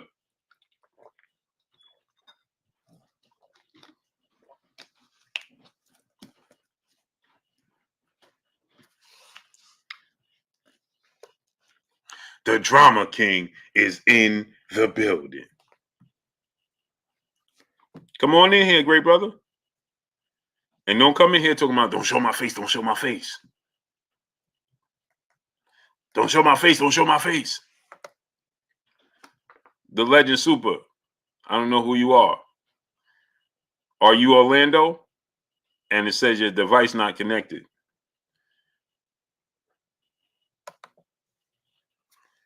Myron Sports Talk TV in the super chat, dropping that Cinco on your boy Blue. Said Blue, they don't want to hit the link because their mom going to tell them it's too late to be on the phone. They're going to say, the meatloaf, Ma, you're burning the meatloaf. You're burning the meatloaf. Steve Evans was good.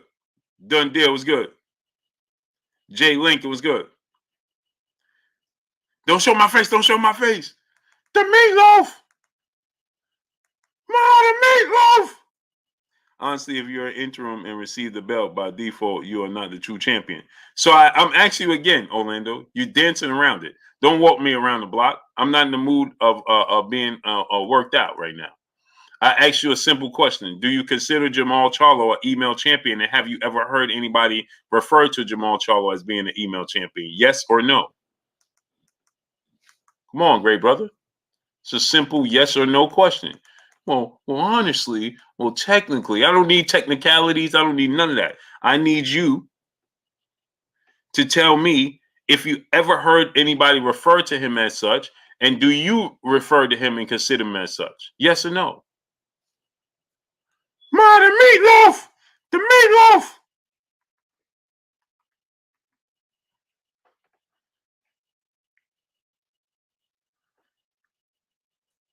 Base red pill, man. Why you still talking in chat? The link is in there, brother. You said you was clicking the link.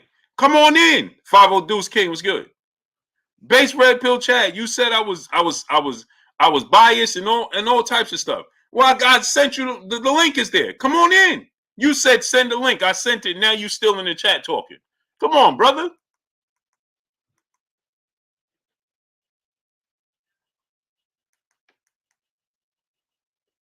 Come on down. Orlando 314. No, I don't. No, you don't what? No, you don't what? Say it.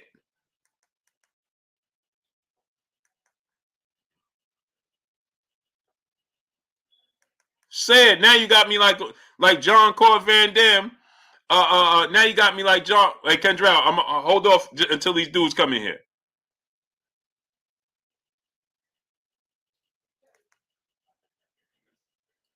The Legend Super. Who are you? Base Red Pill said, nah, that would be a violation of my privacy. Bruh, King B83 was good. Keith Bill Jr. was good. Nate Johnson was good. Now this dude said this. Come on, man. Y'all dudes is amazing, man. Yeah, hey, man. Hey, bro. Hey, bro. This dude said, nah, that would be a violation of my privacy.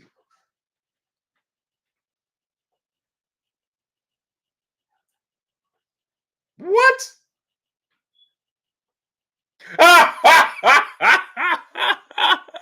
CJ was good. Hey, man. Hey, I'm sending a link to the bros. Armstrong, Kendrell. I'm about to send y'all the link, man. Hey, man, these dudes, man. Y'all dudes is amazing. This dude said this dude said I'll be violating his privacy. Now this dude talking about HIPAA laws and all types of stuff. All right, great brother. Yo, you dudes are amazing. Can't make this stuff up, man. Yeah, y'all come straight out of a comic book. Hey, Armstrong, Kendrell, anybody else want to jump on and speak your piece? The link is in the chat, man. Come on in, man. Cool Breeze was good. Man, y'all dudes is amazing, man. This dude said, I'm violating HIPAA laws now. Now I feel like I'm back at the hospital, you know what I'm saying? And I'm violating HIPAA laws and all types of stuff. You know what I'm saying? Yeah, I ain't got time to wait on them. What up, Blue? Kendrell, you see what he said, King? Bro, I ain't got time to be waiting on them. 30 minutes worth of telling you to come on in and state your piece and try to help me understand how you didn't finish school. Because I know you didn't finish school. Hey, I feel like, hey, y'all saw that clip? Come on over here, see the people. Yeah, I just feel that way because that's crazy. Yeah. Look at my babies. Hey, how y'all doing? Hey. How y'all doing? Myself. You ain't in the camera. You got to Damn. Is this your friend? Yes, that's my brother there. We're about to go get some Taco Bell. This is my babies, y'all. Where the legs at? Over there. Hit the smash. I don't see enough. Yeah. Y'all ain't smashing the like button, see? Smash that like button. They said smash the like button, man. Get the likes up. Y'all make sure y'all hit that like button. Yeah, facts. Right. Somebody's there know everyone. Right. See? Get the likes all the way up, man. The link is in the chat, Maya. So we y'all going to Taco Bell or y'all going to a food truck? They going to Taco Bell. All right, good night. Let's go. I feel you. Deuces, baby. Hey, yeah, Blue, but I wanted to reiterate what you first came in and talked about. So if a fight, so say like with the BLK Prime thing, and this just hypothetically, say if y'all in a meeting back office, and obviously you in the meeting and you are a YouTube creator, and it comes up that a fight is scheduled for September the 18th. Let's just use that date. A fight is September the 18th. But no contracts are signed or anything. Right. It's word of mouth. It's verbal. Mm-hmm. Come July the 4th, the fight is not going to happen on September the 18th. Mm-hmm. Are you saying that they're blaming the YouTube providers for putting that out there early? Or okay. All right. So and that's the thing. Like, so the thing is, like, to say that YouTube is a just entertainment and not far from just the fans is just like, huh? When you know, for instance, I haven't talked to Derrick James in a while, but I used to talk to Derrick James all the time. So if Derrick James give me information, I haven't talked to him since the summertime. So let's say Derrick James I told to Derrick James, like, man, and don't have to necessarily be with Errol. Let's say I'm talking to Derrick James and I'm like, hey, man, you know, and he'd be like, hey, man, Jamel, and I'm just hypothetically speaking, right? But let's say Derrick James is like, yeah, Jamel, we getting ready to go in camp because, you know, he going to fight X, Y, and Z this day. And I say it, and let's say it don't happen that day. That's a credit. How much more credible of a source can I get? Well, you heard it from the source itself. Right. You know what I'm saying? If Steven Espinosa, I told you guys November 19th was the date. Way before Steven Espinosa came out and said, that's the date we're looking at. And then we was like, when he said that was the date he was looking at, it was like October, and he still was saying, we still want to have that date, which was not even reasonable, right? But he was still saying it. So it don't make sense to me to say it's an easy target to say YouTubers, because the general public look at YouTube and they don't pay attention. I could put up a video and people will read the title, don't even finish reading the title or look at the thumbnail and come in with they already got a picture and they already got the assumption. Oh man, you said, did you listen to what I said? No, you said this? No, you didn't even listen, did you? All right. Well, the title said, the title, who reads a book by the cover? You taught that from second grade. To not read a book by the cover. Read the book. And never read the book from the back. So they'll come in, we 2 hours in. People will come in, man, you said, I said what? Because they ain't hear the whole thing. Right? Or just like the brother in the chat. Devin Haney, an email champion. Well, Jamal Charlo got his belt the same way Devin Haney got it. How come nobody labels Jamal Charlo an email champion? Facts. Right. Or say Jamal Charlo ain't a champion. Nobody ever says that. He got his belt through Hey, check this out. All true. And everybody can ask Julian the truth. I was with the WBC when they announced the franchise for Canelo and they was elevating Jamal Charlo. All facts. The belt was in my car while I was driving. And I showed you the picture with me with the belt. That's all true. Hey, Blue, I'm going to say this and I'm going to go back on mute real quick. Okay. And I want to talk to everyone that's out there that's saying that the belts don't matter. And this is why I feel like the belts do matter. Is because every promoter, whether it's Bob with ESPN, Al with Showtime and Fox and PBC, or Eddie Hearns with DAZN, if they got the belts with their promotional company, the fighters want to come to them and fight. That's why Devin left DAZN and went to ESPN to fight for the belts. So if the belts don't matter, they wouldn't be jumping promotional company to fight for the belts. That shows you right there the belts do matter. And the whole stripping thing is because they want the people with the belts to fight. Right. That's why they talking about stripping. So if the belts didn't matter, none of that stuff would exist. I'm going to go back on mute. I don't know if it's still acting up or not. No, it's not acting up tonight. Okay. But yeah, I just wanted to get that point out because everybody keeps saying Devin Haney belts. When Devin Haney didn't have the belts, y'all was telling him to get the belts. Then when he get the belts, now the belts ain't good enough. Something got to stick. Something has to stick. Right.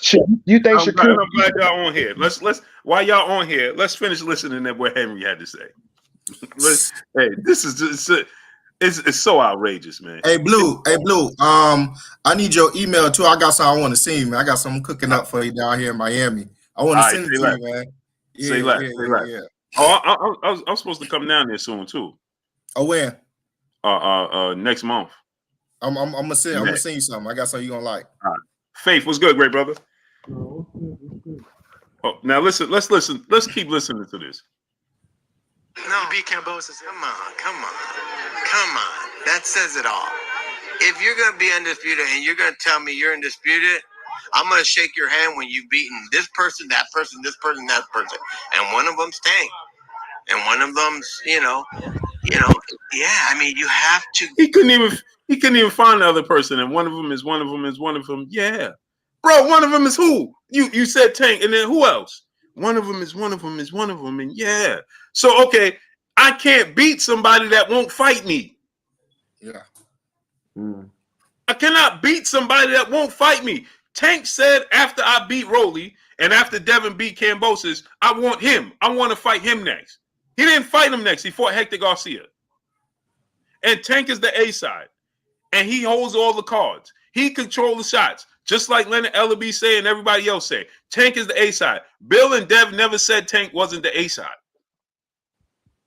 He controls the shots.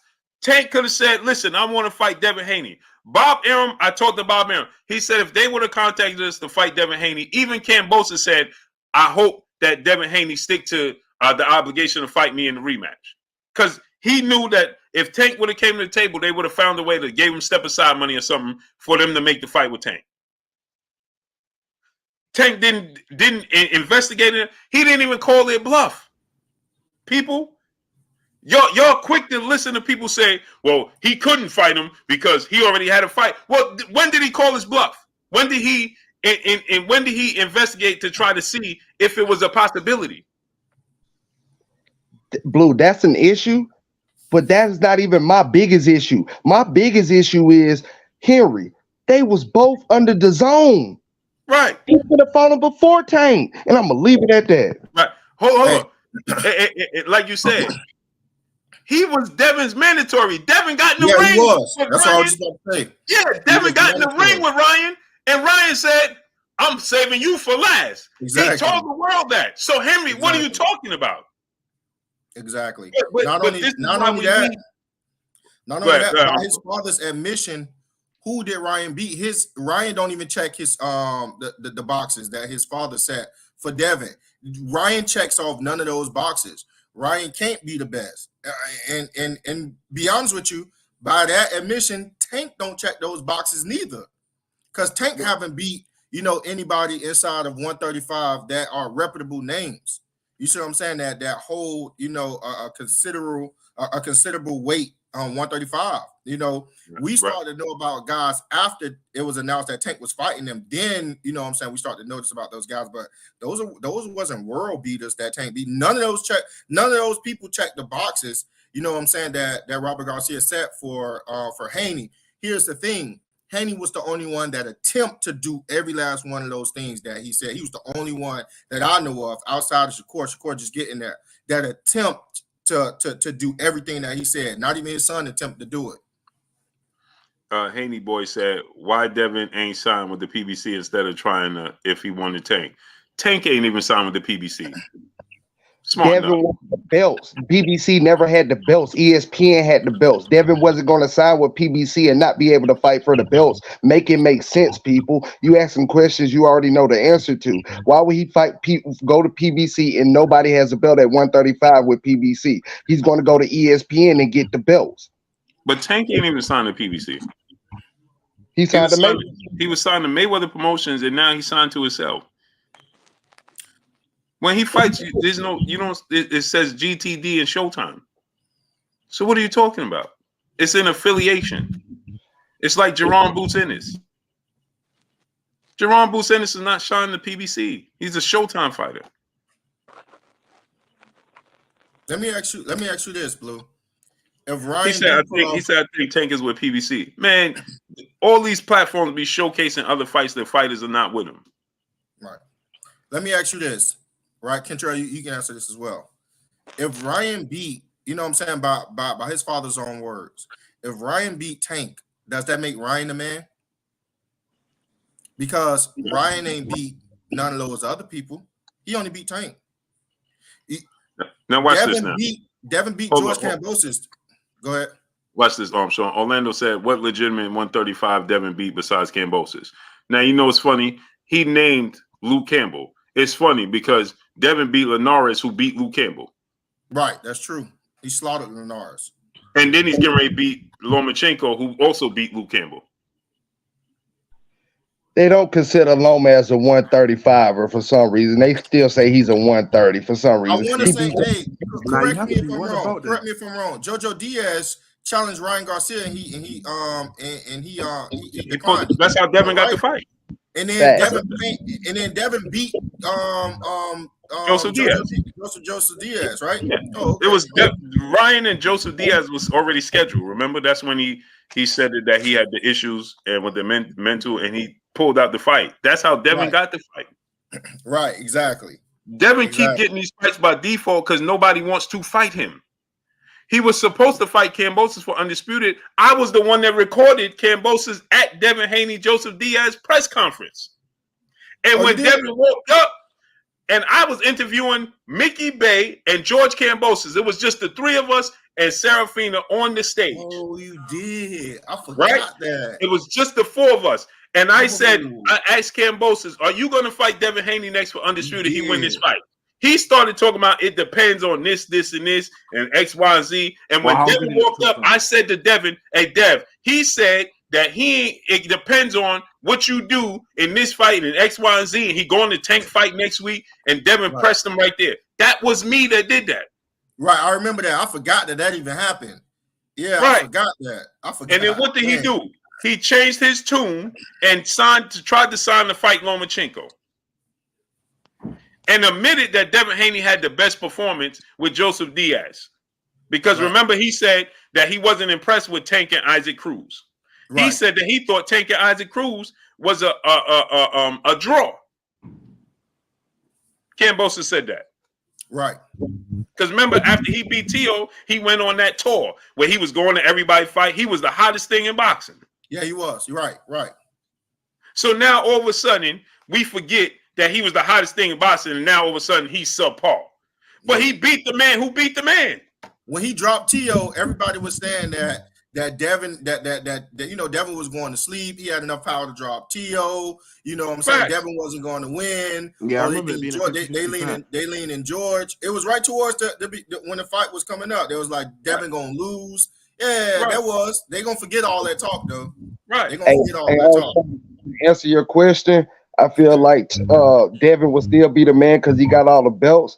And to add on to what you just said, you see what everybody else was saying after George Kambosos beat T.O. But if you watch that video, what was Bill and Devin Haney doing while that fight was going on? They was up there doing jumping jacks and jumping up. We got George Kambosos. They already knew they won. They was doing jumping jacks running through the house, watching it on the 65 inch. I watched it. I seen them. Because they knew T.O. won. He wasn't gonna fight him. Right. And so it's funny how people forget that Devin Haney was in the ring. Henry Garcia, you was in the ring with Devin when Devin called out your son, and your son said, I'm saving him to last. He said, I'm not fighting. He was the mandatory. And then he told Devin, if I don't get the fight with Tank, I'm fighting you. He didn't fight Tank, and he still didn't fight him. He fought Emmanuel Tagle, and then he fought Javier Fortuna. But Blue, that's my point, right? That's my point. If Henry Garcia's words is true to him, even if Ryan beat Tank, we still can't consider Ryan the man because Ryan ain't beat everybody else. He set a trap. He wrote the check that even his son can't cash. You see what I'm saying? Like, because when Devin fought George Kambosos, he was undisputed. But if you can't crown him undisputed, by way of those words, you cannot crown Ryan Garcia undisputed after beating Tank because he ain't beat everybody else. So the same thing that the same standards that you setting for Devin, you're gonna have to set those same standards for your son. You can't say your son the man after he beat Tank. You know what I'm saying? When you saying that Devin is not undisputed after he beat Kambosos, that don't make sense. Armstrong, you know why he thinks? Hold on one second. Orlando 314. I offered to send you the link. You're still talking in the chat. And now you're talking about Joseph Jojo Diaz had one fight at 135. See, you playing with me. You're playing with the wrong person. Okay, so let's keep this in mind. Joseph Diaz had one fight at 135, and he fought the guy that Ryan Garcia turned down in Javier Fortuna. He was supposed to fight Javier Fortuna. Joseph Diaz made his debut at 135, and he was the underdog, and people thought he was going to lose to Javier Fortuna, and then he beat Javier Fortuna and dominated him. Don't play that game with me, brother. Yeah, he had one fight, and he had one biggest fight. So guess what? That's Ryan Garcia's second biggest win. Right. That's true. Javier Fortuna behind Luke Campbell. And it really should be his biggest win because that's the only champion that he beat. He was scared to fight Fortuna. He didn't believe he can fight Fortuna until after he seen Diaz fight Fortuna. He was scared of Fortuna. Right. That's what gave him that nervous breakdown. Glue Man Live, what's good? Go ahead, Faith. What you was gonna say, Faith? I kind of forgot now. Forgot I was gonna say. It'll come back to me though. Okay. Woody, Jim Black, what's good? Easy Blends, what's good? So y'all, let's while you think about that, let's keep listening to Henry because it gets more entertainment to me. Go down the line. You have to beat Lomachenko still. You have to beat Tank. You have to beat Ryan. You gotta beat those guys for you to call yourself. He's getting ready to fight Lomachenko. Tank didn't take the fight, and neither would Ryan. Emperor or undisputed. You're no emperor. You. That's why you lost. You. That's why you lost. You gotta fight everybody that's in the top 3, right? Simple. And if you haven't done that, sorry, I can't give you that title. And hey, more power to you. You got it. But you didn't do it the right way. You got to do it the right way. And Devin Haney's a good fighter. He's awesome. I like him. I know. He said Devin Haney didn't do it the right way. Yeah, that makes no sense, man. That makes no sense, boy. That makes no sense. That makes no sense, boy. But I think when you said he's talking about Ryan Garcia win this fight, he gonna end up fighting Jake Paul. He ain't even gonna fight Tank.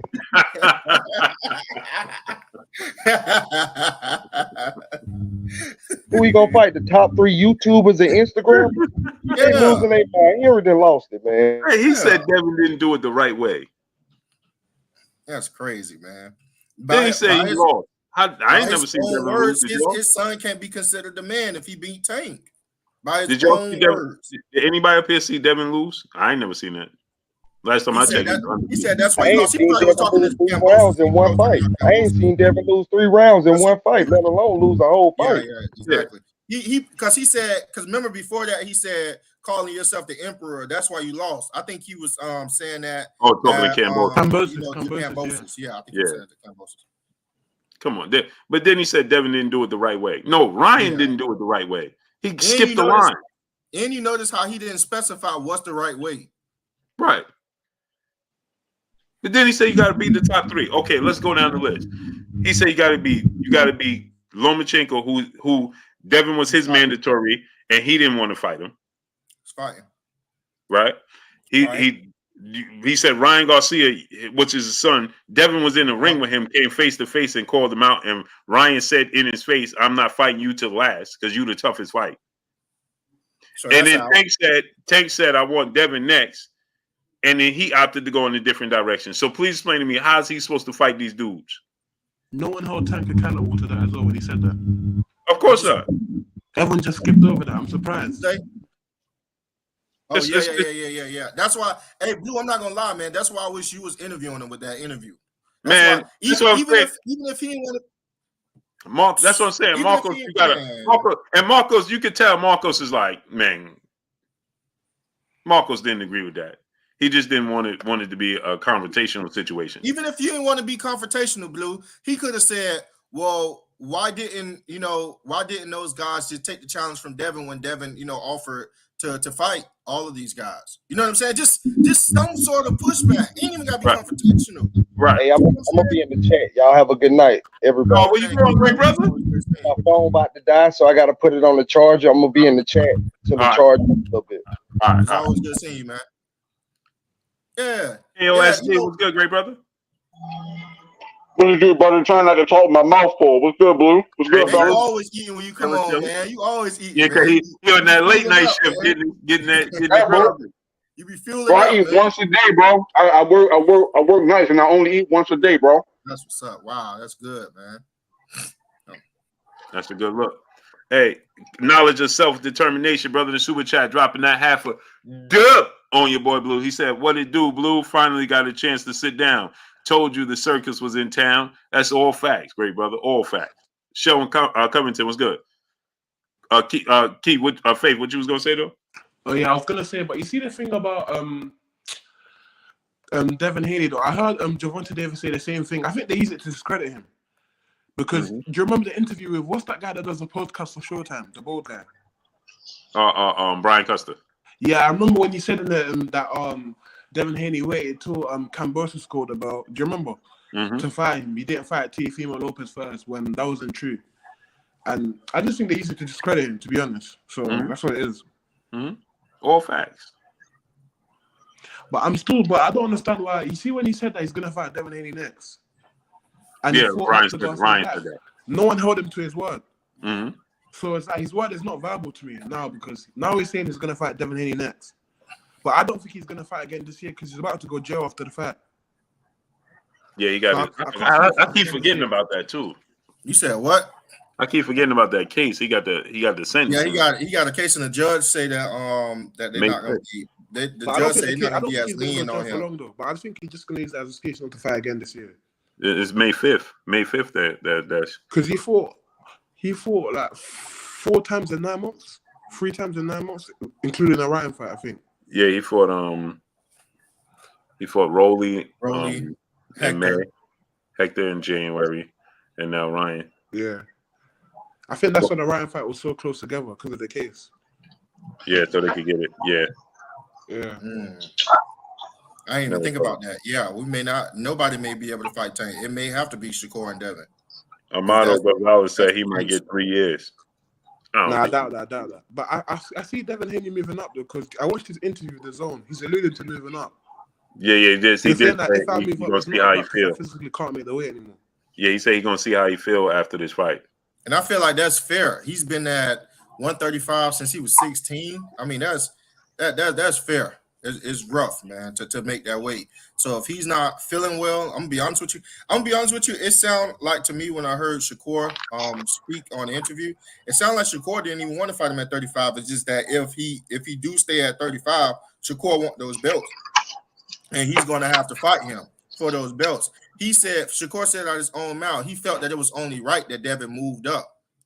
You know what I'm saying? You can tell how close they were in their relationship when he actually said that. He said he felt like it was only right that they moved up. And then, I think Charlamagne asked him, will Devin fight you? He was like, Devin will fight. He'll fight me. He ain't no duck. He ain't ducking me. But, if Devin do decide to stay, then, he want those belts. He want to be a champion again. And that's fair. You see what I'm saying? I can say that, any man, that's making his career out of boxing want to be world champion. You see what I'm saying? Apart from Ryan. So, yeah. Yeah, I mean, if they do decide to go that route, that's fine. I don't mind seeing Shakur and Devin at a higher weight. I know some people want to get mad and protect Tank, but I don't mind seeing them two at a higher weight. I decide to see Tank and Devin right now because Tank said he's not moving up. Tank, he should be 28 this year or 29? Maybe 29. 29 this year. He's filled out. He's fine. He's talking about exiting, the career, altogether. So you have to fight Tank at 135.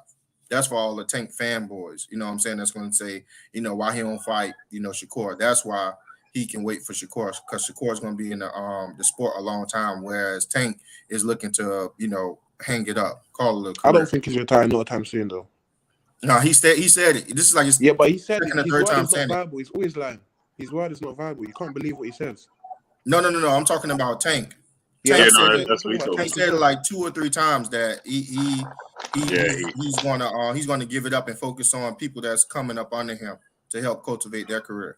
Mm-hmm. Yeah, he said that after he fights Shakur and Devin X is done. Right. I But that's guarantee his next fight is not going to be Shakur Devin. right. That's why I'm saying that fights, he has to fight Tank now because someone. Tank is already starting to say things like that right now. Think about it. He's 29. He's feel comfortable at 135. He fought at 140, but he said he feel comfortable at 135, so he's not going up. And then the third thing is he stated that he's planning on retiring. So you put all three of those together, you're like, okay, well, Devin, you have to fight him at 135. You got to get him now while you can get him and get that name on your record or get that fight on your record. You see what I'm saying? Because we don't know if Devin going to win that fight. That's a true 50-50 fight versus you trying to fight Shakur now, losing that opportunity when y'all could fight later on. Yeah, that makes sense. So and full life Devin Haney goes up to 140. I don't see him coming back down to 135 again. So then that window for the Tank fight. No, once they go up, they generally don't come back. You don't want to do that to your body because your body get. Yeah, that's what I'm saying. Devin is too big for that. Right. That's what I'm saying. When he goes up to you 140, the Tank fight is essentially done because I can only see that fight happening at 135. Yeah, ain't no way he's going to 140 he's come not back going to down. agree to no catch weight. So there's no way he's going to 140 come back down. But even if he goes to 140, there's good names at 140. If he fights Josh Taylor or Teofimo Lopez, that's another pay-per-view fight. That's another legacy fight. Josh Taylor. Said what? Now said again. I can't. You're a little bit low. You're a little low. I can't hear you. What? Did you not hear what I said? No, I couldn't hear what you said. You was low a little bit. Oh, my fault. I said even if he moves up and he fights the Teofimo Lopez, Josh Taylor winner, that's not a bad. That's a good fight. It's still another legacy fight for him. Yeah. At 140, I wouldn't mind saying that. Champion. I wouldn't mind saying that. The thing is, though, if Josh Taylor win, he probably gonna move up. I don't think he's moving up. I don't think he want to see Terence Crawford. Yeah, but he know Terence Crawford got one fight at 47 and he out. Yeah, he gone right. Yeah, but then Terence Crawford has to fight him though because of the WBO mandatory. He has no choice. Yeah, but after. So Terence Crawford would be obligated to fight him after he fight Errol, and Terence Crawford really gonna vacate. Yeah. So and who's the WBO? Then it would be Josh Taylor versus Alexis Roca because he don't even got to worry about Boots or Virgil Ortiz because they're not even in that lane. Oh, yeah, true. Yeah, true. So he could pick up a belt from Alexis Roca.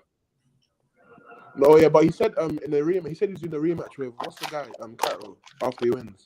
Oh, Jack Catterall? Yeah. He ain't gonna do that because they would have been for it already. That's what he said in an interview, but he's probably lying. Who knows? He didn't want no problem with Jack Catterall. You kept moving injury. I think Josh Taylor, he wins, he beats Teofimo, that gets his career and the hype train back on track like he wanted to. That's a big name. It's the biggest name he beat outside of Regis, and because then Jose Ramirez is third, and he'll go up with that momentum to 147. Fight Alexis Roca for the WBO. He'll become a 2-division champion, and then he'll fight the mandatories in that lane until Boots, until we get to the point where we're talking about Undisputed, because Boots is going to go the IBF route. We don't know what's going to happen with Virgil, but he's in the WBC, WBA route. You know what I'm saying? And Keith Thurman is number 1 for the WBC. So he don't got to worry about none of them dudes until it comes to unification. He already would have accomplished beating Jose Ramirez, Regis Prograis, Josh Taylor. That's a potential Hall of Fame career.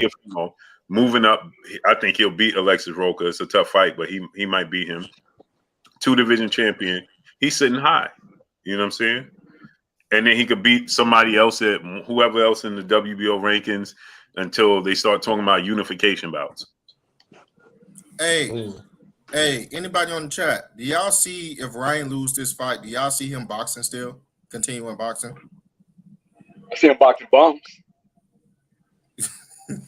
I think you'll have like 3 more tune-ups, then you'll go again. You said how many you think? Bro, if he get his brain smacked by Tank, he fighting nothing but bums. He gonna probably fight like 3 or 4 more bums until somebody wobble him again and then he out. I think it's a win-win for him though. It's about how he loses. Everyone thinks he's gonna lose. It's how he loses. If he makes it how he loses, fight, concussion. He loses like 9th round. I don't think he fight again. He already started talking. He's talking real spiritual. You don't think he fight again, Blue? No. I'm sensing that. I was trying to give him the benefit of the doubt. No. I'm hard pressed to really see him because I'm saying to my mom, I'm like, all right, cool. We always talking about everyone else who we want to see fight at 140. We never ever mentioned who we want to see Ryan, begin his 140-pounder career. We never ever talk about that. We never talk about it. It'd be so hard for him to rebuild himself because everybody's gonna be like, we already knew that. You know what I'm saying? So, and Ryan is 1 foot in. You listen to his mentality right now. That's what I'm saying. Right. Yeah, you're right. Yeah, I was about to say that. Yeah, Yeah. we don't even talk about him at 140. That's not a thing. You see how he's pressing. He pressed Marco like, and I respect his lane because his mentality is in a different place. It's in a higher place right now. You know what I'm saying, in sports. And when Marco laughed, y'all saw that when he pressed Marco, and he like, laughing about me going on my show. Like that, right? Yeah, was you know what I'm saying? I don't think he pressed him in a rude way though. I don't think it was in a rude way. I don't think it was in a rude manner. I think it was kind of polite the way he's done it. But he was dead serious. Like, yeah. So his journey is somewhere else right now. You know what I'm saying? It's not boxing. You know what I mean? It's like he's in boxing, but his journey is like he said it. Boxing is a tool for me to make everybody else aware. He's not in it for the accomplishments. That's why he generally, if you remember, he said he wanted to retire. This does the job for him. He generally don't care about the legacy part. Like he just wants to do it. He wants to knock out Tank because he was motivated to do that. You know what I'm saying? If he does it, he might not even fight if he knock out Tank. He might fight Devin and might retire after that. He said he wanted to retire. You see that happening? Well, him knocking out Tank. Him knocking out Tank? Him knocking out Tank is a possibility. That's a true possibility. Sure, it's a possibility, but is it a probability? Probably not. How high is the probability? I feel like people are doubting him. I feel like how high is that probability? I don't know. I can't say that I think Tank will make a mistake before Ryan do. I think Ryan is much more likely to make a mistake than Tank, and much more inclined to make a mistake early on before Tank make a mistake.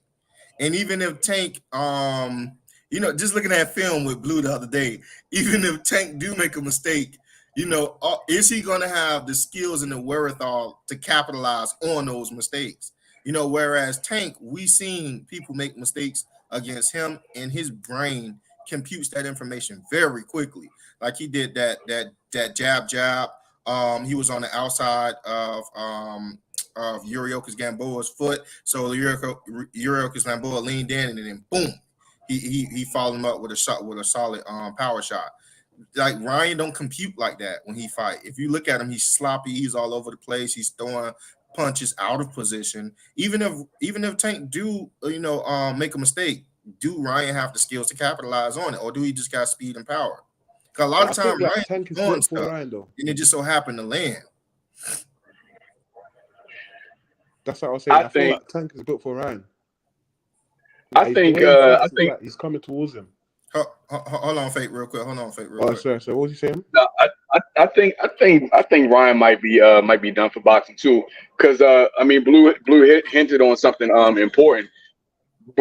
Ryan does a lot of distraction stuff, and in the sport of boxing, if you focus on other things other than the fight itself, I just don't see you really doing as much in that fight. Like a fight this big, and he's doing, and people are saying like the footage coming out with Ryan is him playing mind games and stuff like that. Bro, I don't know any fighter serious about a fight that got time to try and psychologically get you out of your game when you focused on training camp, trying to develop a plan to beat that man, and you worried about mind games. You really not taking it that serious. It's just a job for you at that point, bro.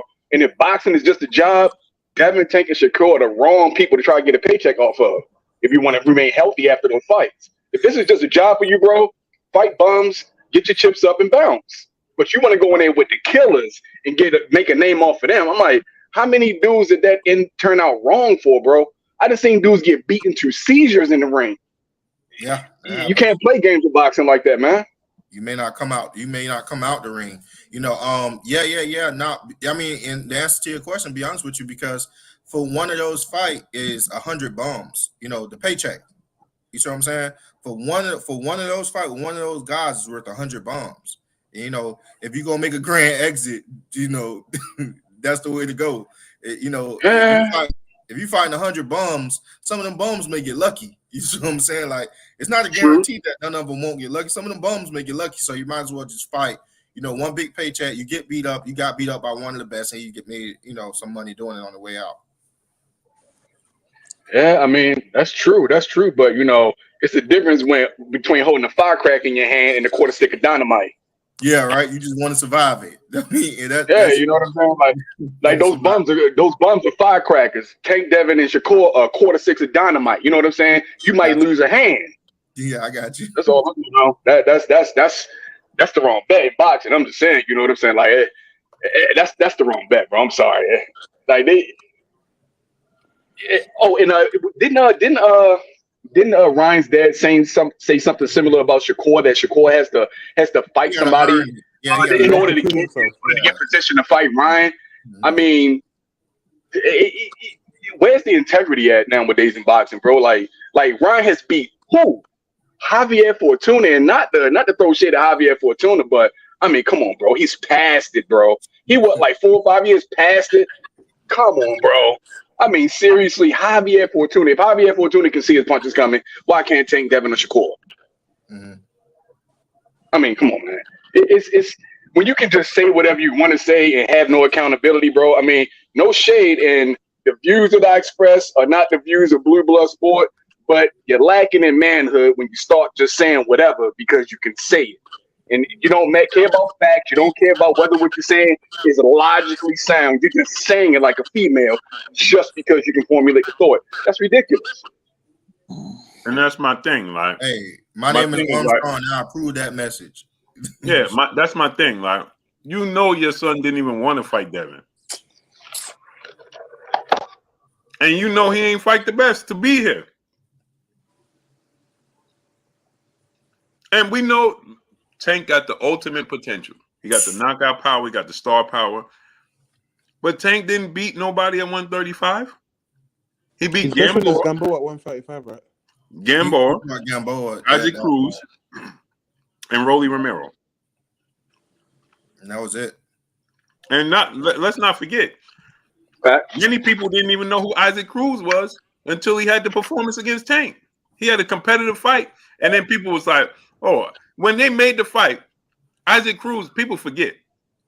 Isaac Cruz was a late replacement for Rolly. Because Rolly caught that case. And got pulled out the fight. That SA case. You ain't like the Leo Santa Cruz one? You don't think that's a good name?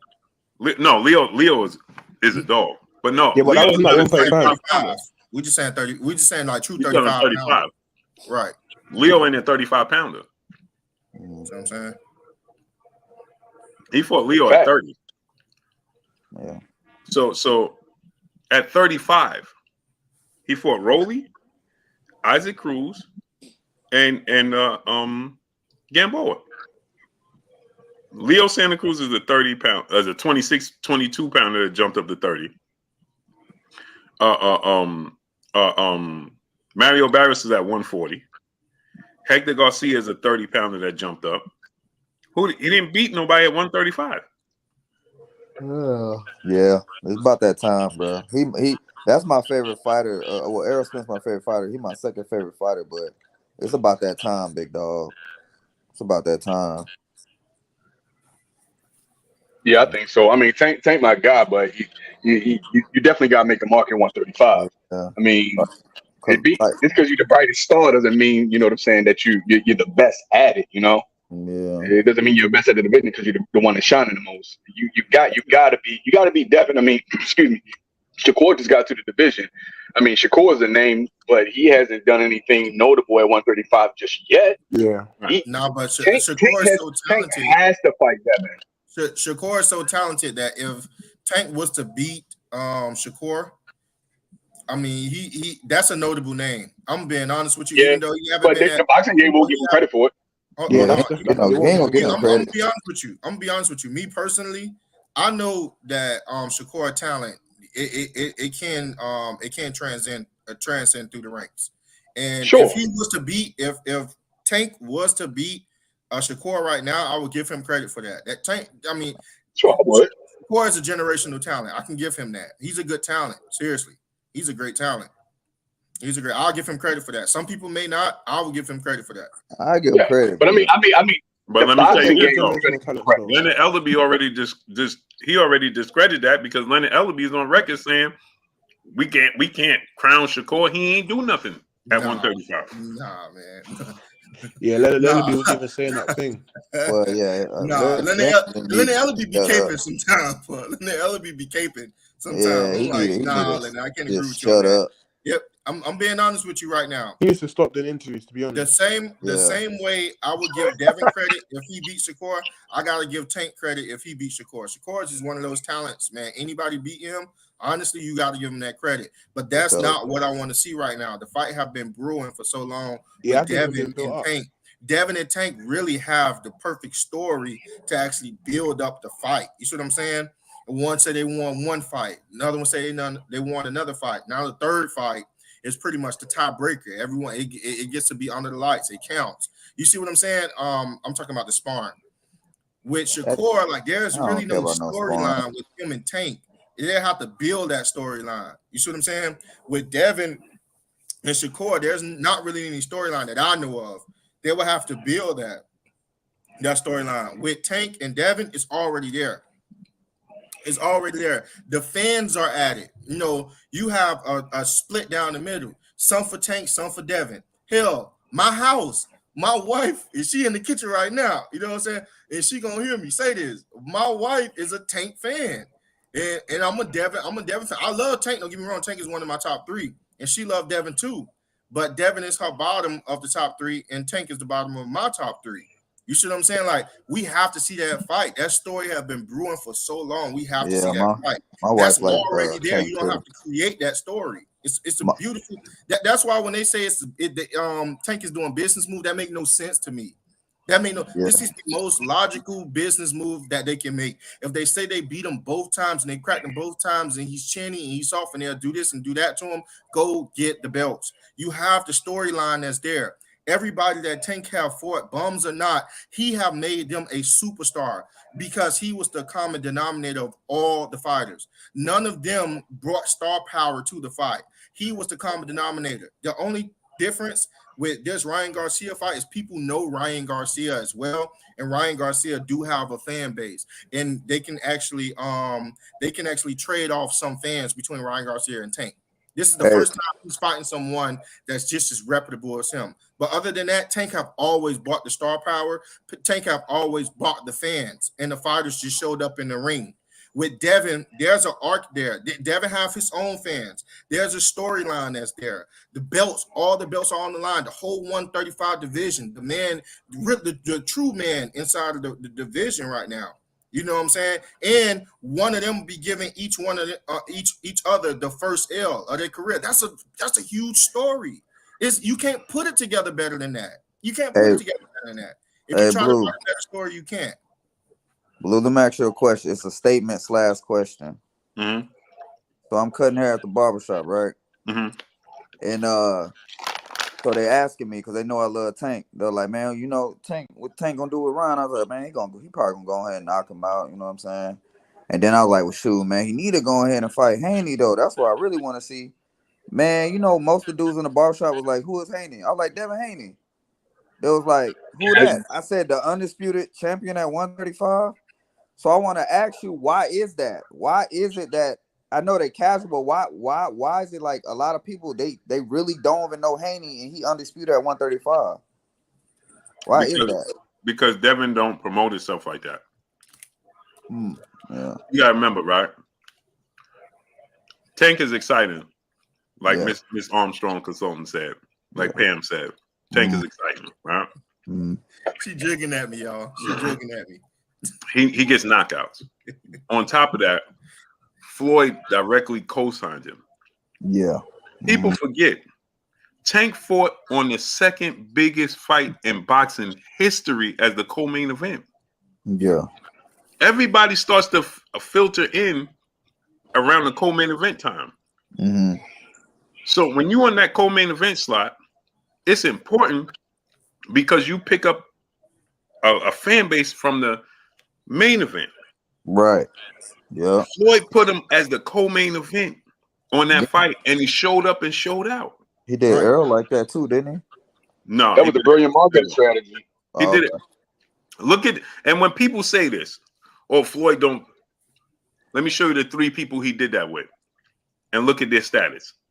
Tank, Danny Garcia, and Canelo Alvarez. I'll say he did do it with Danny. Yeah. They also, Danny Garcia is a superstar too. Yeah, I never thought about that. Yeah. Right. Yeah. It don't matter how many times he lose, he's still gonna get paid. Everybody know who Danny Garcia is. Right. Because Floyd made him the co-main event. Because what Floyd did was he made you intrigued because he said, you my co-main event. And what did we all say? That's the dude he gonna fight next. Because that's how Floyd built you up. You understand what I'm saying? He put you in that co-main event slot, and you knew, oh, this dude, he gonna fight next. Right. You know what I'm saying? Remember, that's why Canelo got pissed. Remember, Canelo got pissed off and was like, hey, bro, you keep putting me in this slot, but you ain't fighting me. Oh, he fought you. And then he fought him and dominated him, right? I watched that last night. And he did that with Danny Garcia. Remember, he did that with Danny Garcia, but then Danny Garcia ventured on his own, went to Puerto Rico, and had that fight and looked subpar. Yeah. And Floyd was like, ah, man, you didn't kill. He killed the momentum when he did that because everybody was like, hey, bro, Danny just lost. And they didn't give it to him because he was in Puerto Rico. Yeah. You know what I'm saying? So then he replaced Canelo and Danny with Tank. Yeah. Now we knew he wasn't going to fight Tank. We knew you got to think about this, right? He put Tank on in the most important card in history. Why? It's the ultimate casuals. Tank had the opportunity to showcase his talent in front of the UFC fans. Yeah, that's true. That's true. He bridged the 2 worlds. People don't understand what Floyd Mayweather did. Floyd Mayweather brought the UFC world and the boxing world together forever. We was having this debate, UFC fighters versus boxers. Yeah. Floyd took the biggest star over there, fought the biggest star, and said, and this dude got next because I'm about to retire. Handed it to him. Directly passed him the baton. This is my last fight. I'm out. How old was Tank? He got next. How old was who? Tank at the time when he done that. How old was Tank at that time? 24, right? 22, 23? Yeah, like 20, because that was what, 2019, right? 2018? Yeah, should be like might have been 2017. No, it had to be like 17, Blue. Yeah. Yeah, it wasn't no night. Yeah. Damn, Tank he was real like, young then. Yeah, he was like 23. 22, that's crazy. Something like that. Yeah, That's crazy. Yeah, he was younger. But I will say this. I don't. So now think about that, right? Okay, yeah. So he co-signed Tank. And on top of him co-signing Tank backed it up. Right. Yeah. With the knockouts. So imagine your UFC fans, because that's what they want to see. That's what they love. That's what they love. That's what they like. This dude delivered. Oh, this dude. And then people saying he the next Mike Tyson, Floyd Mayweather mixture and all this types of stuff. Right. And he's still getting knockouts to this day. He's still living up to it. Yeah, right. With that momentum. Yeah. See, if you don't have that type of engine behind you, you almost got to have an Adrian Broner type of personality, and Devin Haney have the polar opposite personality than Adrian Broner. You know, what he I'm has saying? more of an Andre Ward personality. Exactly. I still think he's a relative big star though. If you mention Andre Ward to people, they don't know. Yeah, I'm not saying Andre, bro. I'm Like saying how you not know Andre Ward, bro? He like probably the most one of the most technical dudes I've ever seen, bro. Like that boy was cold. It's the personalities. You see what I'm saying? Like if you don't have that engine behind you, have to have that type of personality. Like you know, Conor McGregor. A lot of people, you know, they forget, but Conor McGregor, his personality was huger than life. Boy. When it came to UFC, he pulled the whole UFC. Everybody wanted to watch UFC because this dude. You know, this guy got the ring, just a little Irish dude with a red beard, and he go on. You know, he walked like he 9 feet tall. You know, everybody knows that the Conor McGregor. And he had the country behind him. And then he had the country behind him. Now check this out. Right. Check this out, Hulk. Denzel Washington see Tanks at the game. Goes up to him. Oh, my man, my favorite fighter. Right. What's the first thing he said? Who you fight next? He don't even know who he fight next, but he gonna support him. Right. Tank said, I'm fighting Ryan. He said, oh, you gonna knock him out. You don't don't even know who Ryan is. who Ryan is. Yeah, you don't know who Ryan is. Don't know who Ryan is. And he from LA. Did he say Ryan or did he say Garcia? You know, he said Ryan Garcia. He said his whole name. Oh, we would For say the most part, Garcia. when you Oh, say you gonna Ryan, knock him people out. know Boy, it's like people should know 58 who you're talking Garcias. about. You don't know which one he's talking about. Yeah. You should. You Denzel should, didn't- yeah, who you fight next? Yeah, Ryan Garcia. Oh, you gonna knock him out. Yeah, like even think about it. Like, let's say Ryan Garcia, for example. He didn't have no big machine behind him. He marketed himself very well. You see what I'm saying? He, you know, handsome guy, got out there, did the punch challenge, did the TikTok dances, did the stuff. He marketed himself. You see what I'm saying? Like, once these guys realize the power of marketing, now I'm not gonna lie, Devin makes some crazy videos. I was about to say he tied himself to Canelo though. Huh? I said I think when he Nah, tied I knew himself right to before the Canelo, it made Canelo him thing. bigger. I mean, even if you tie yourself to Canelo, Oscar Valdez is tied to Canelo, but you don't see him. You know, they got country behind him or whatever like that, but they not know that, you know, if Oscar Valdez walk around, like, ain't nobody going crazy over him like that. You know what I'm saying? But Well, if they they see was Ryan before he Garcia got built his his, name. You see what they I'm saying? was Ryan before Garcia he built got his name for whooped the most up. part. People know Ryan Garcia. Blue said it the other day. His daughters know who Ryan Garcia is, and I don't even think they know if he boxed or not. It was like they just found out he boxed, but they knew who he was. He marketed himself Okay, you very saying for well. like He more didn't have the social energy media behind stuff? him. They're like he boxed too. Like Yeah, exactly. Exactly. It's like the cherry on top. And right. Ryan Garcia's fan base doesn't translate to boxing. When was the last arena he showed out when any of his cars in Cali? Right. Oh no, yeah, It definitely don't translate to boxes, but the more odds you control, the more green you get to demand, because people paying attention to the potential. You see what I'm saying? They're paying attention to potential. It doesn't matter the fact that he have the potential to bring in a client base that in and of itself is worth something. Whereas if you're not as known, you know, you really don't have nothing to put to the table. He have some form of leverage, you know, because that potential bring about sponsors like Gatorade. You see, we only thinking about it as far as it translating to boxing, right? No. Well, what about when you have other you know, companies reaching out to you? Oh yeah. And then that's boosting your celebrity even more. So then they're gonna say, oh, Gatorade. What are they going to buy the pay-per-view? Who's going to buy the pay-per-view? Boxing fans or Instagram fans? You see what I'm saying? So now what that's going to do is that's going to boost your celebrity so much so that when you do get in the boxing ring, more people going to know you because they notice that you're getting sponsored by these huge reputable companies. Why you think? How many Instagram followers does this dude have, bro? This dude has been endorsed by major brands, and he still doesn't sell out fights, bro. That's what I'm saying. The people that's going to buy that pay-per-view fight is going to be boxing fans and Tank fans mostly. Yeah. I don't know. But, you know, I mean, what he's done for himself personally has worked out fantastically for him. Marketing and branding himself, he got all those endorsements, bro. I'm not throwing shade at that at all. You know what I'm saying? Like, bro, you turned yourself into a star, but you're not a boxing star, bro. Here's the thing you know what I'm saying?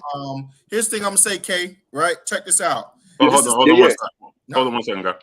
T-Bone Boxing brother in the super chat dropping that half a dub on this in the super chat. He said, I got Tank winning, but upset. He said, I got Tank winning, but upsets do happen. I've seen it before, counting fighters out with no chance. Oh, that's a fact. Buster Douglas, Mike Tyson. That ain't Joshua, happening. Andy Ruiz. That ain't the happening. Dog Man 36, brother in the super chat, dropping that Cinco on your boy Blue. He said, what fighters Tank should have fought to bring substance to his record? Devin Haney. Haney. Teofimo Lopez. Hold on, wait. Teofimo Lopez, George Cambosa. Teofimo Lopez. It could have been I thought he called out Teofimo. Yeah, to Tank defense. Teofimo Lopez, remember he started riding his high horse. Yeah, no, I'm saying that he acts. I'm saying he acts. So it could have been Lomachenko. Lomachenko wanted to fight him. And Devin Haney wanted to fight him. Who else Who else is in the division at that time? That was it. That was pretty much. That it. was pretty much it. That's it. Yeah, that's it. It could have been any one of those. Because Teofimo was playing games. Yeah, he didn't put it like nobody. this. At least Lomachenko wanted to fight him, and if he had fought Lomachenko, he would have had the belts, then everybody would have had to come to him. So he could do remember Teofimo started talking about he was the A side and right. Like, bro, stop it, bro. Like, bro. That's how you know he really want to fight. Yeah, he didn't want to fight. Like, bro, come on, man. Come on now. Bro, but you know, Kay, to your point, this is the first time that we're seeing a Ryan Garcia, right? Because there's never been a social media era to the point where a boxer was able to promote themselves using tools outside of boxing. Every time you know a boxer, you know a boxer for what they do, right? So, you know, don't get it twisted now. This is a trial, but they're going to find out how to convert those fans that Ryan Garcia got. It's just that this is new. You see what I'm saying? Eventually, they're going to find out how to monetize those fans. They just don't know it just yet. Don't get it twisted. They're looking at Ryan Garcia. Ryan Garcia got a blueprint. You see what I'm saying? It's not the Floyd blueprint, but he got a variation of the blueprint. So those younger fighters that are coming up, they need to market themselves similar to how Ryan to how Ryan is marketing himself, and let the suits understand, and let the suits break down with how to monetize them. Because Ryan Garcia does something right. He just need to turn the monetization machine on, and they're going to find that out. They're going to find that out. I mean. Yeah, that's a good point, but you know, they could always go the Bud Light route and completely blow the marketing, because Bud Light is effing up, and they could F up with Ryan just like Bud Light doing right now. I'm just saying. I was going to say some marketing schemes aren't always a good idea. That's what I'm saying. He's endorsed by Gatorade. Right. I was going to say everybody wants to take that edge because he got Floyd, and that's completely true. Floyd directly co-signed him, but Ron did it without the direct co-sign of Golden Boy himself, and he could have got that direct co-sign from Oscar De La Hoya.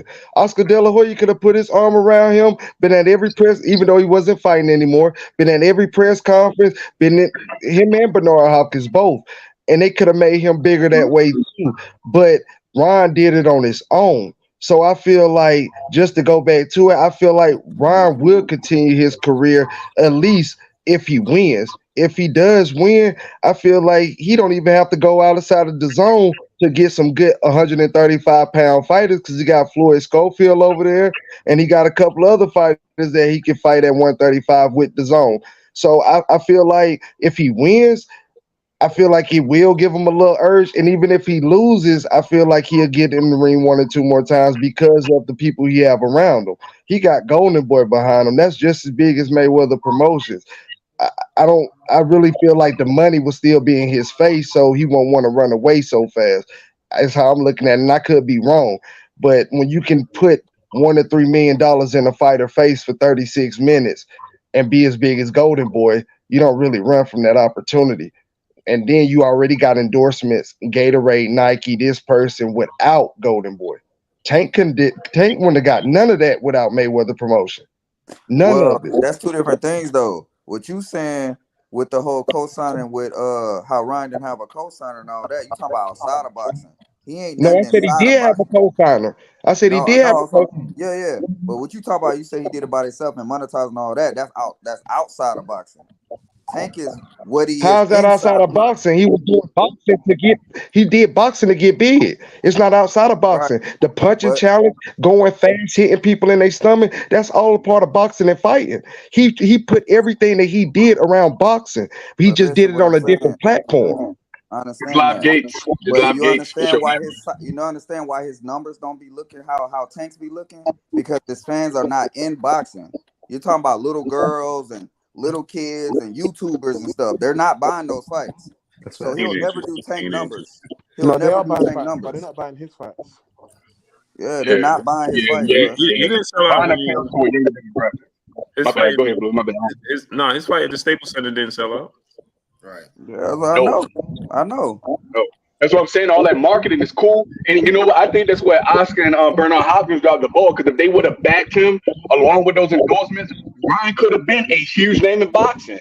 Why He didn't they is. get behind him like that? The I homie don't know. brought It seems it like up. Ryan don't love Like him. you said, a huge name. He's a very polarizing name, but he's not a huge name in boxing. He's polarizing because people see his face.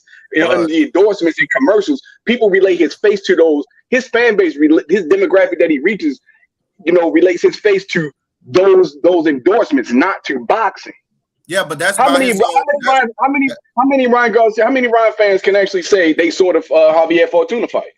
Right. Yeah, but that's by his own doing though. That's by his own. And that's my point. That's my point. If Oscar and B Hop would have got behind him, he could have had that same type of fame in boxing that Tank did if they would have put their machine behind him like that, coupled with the endorsement. Does Ryan even fight they got behind him, but at the end of the day, okay, one important thing that we always say with Tank, Floyd got behind him, but Tank backed it up. Backed it up, right? You see what I'm saying? Tank showed out. They could only get behind him so much. He still have to be the one to get in the ring and put on them gloves. And he got to be able to do it consistent and consecutively enough with decent opponents or decent outcomes, whether it's knockouts or whatever like that, in order for him to grow as a star in boxing. You know what that says to me? They didn't believe in his talent that much then.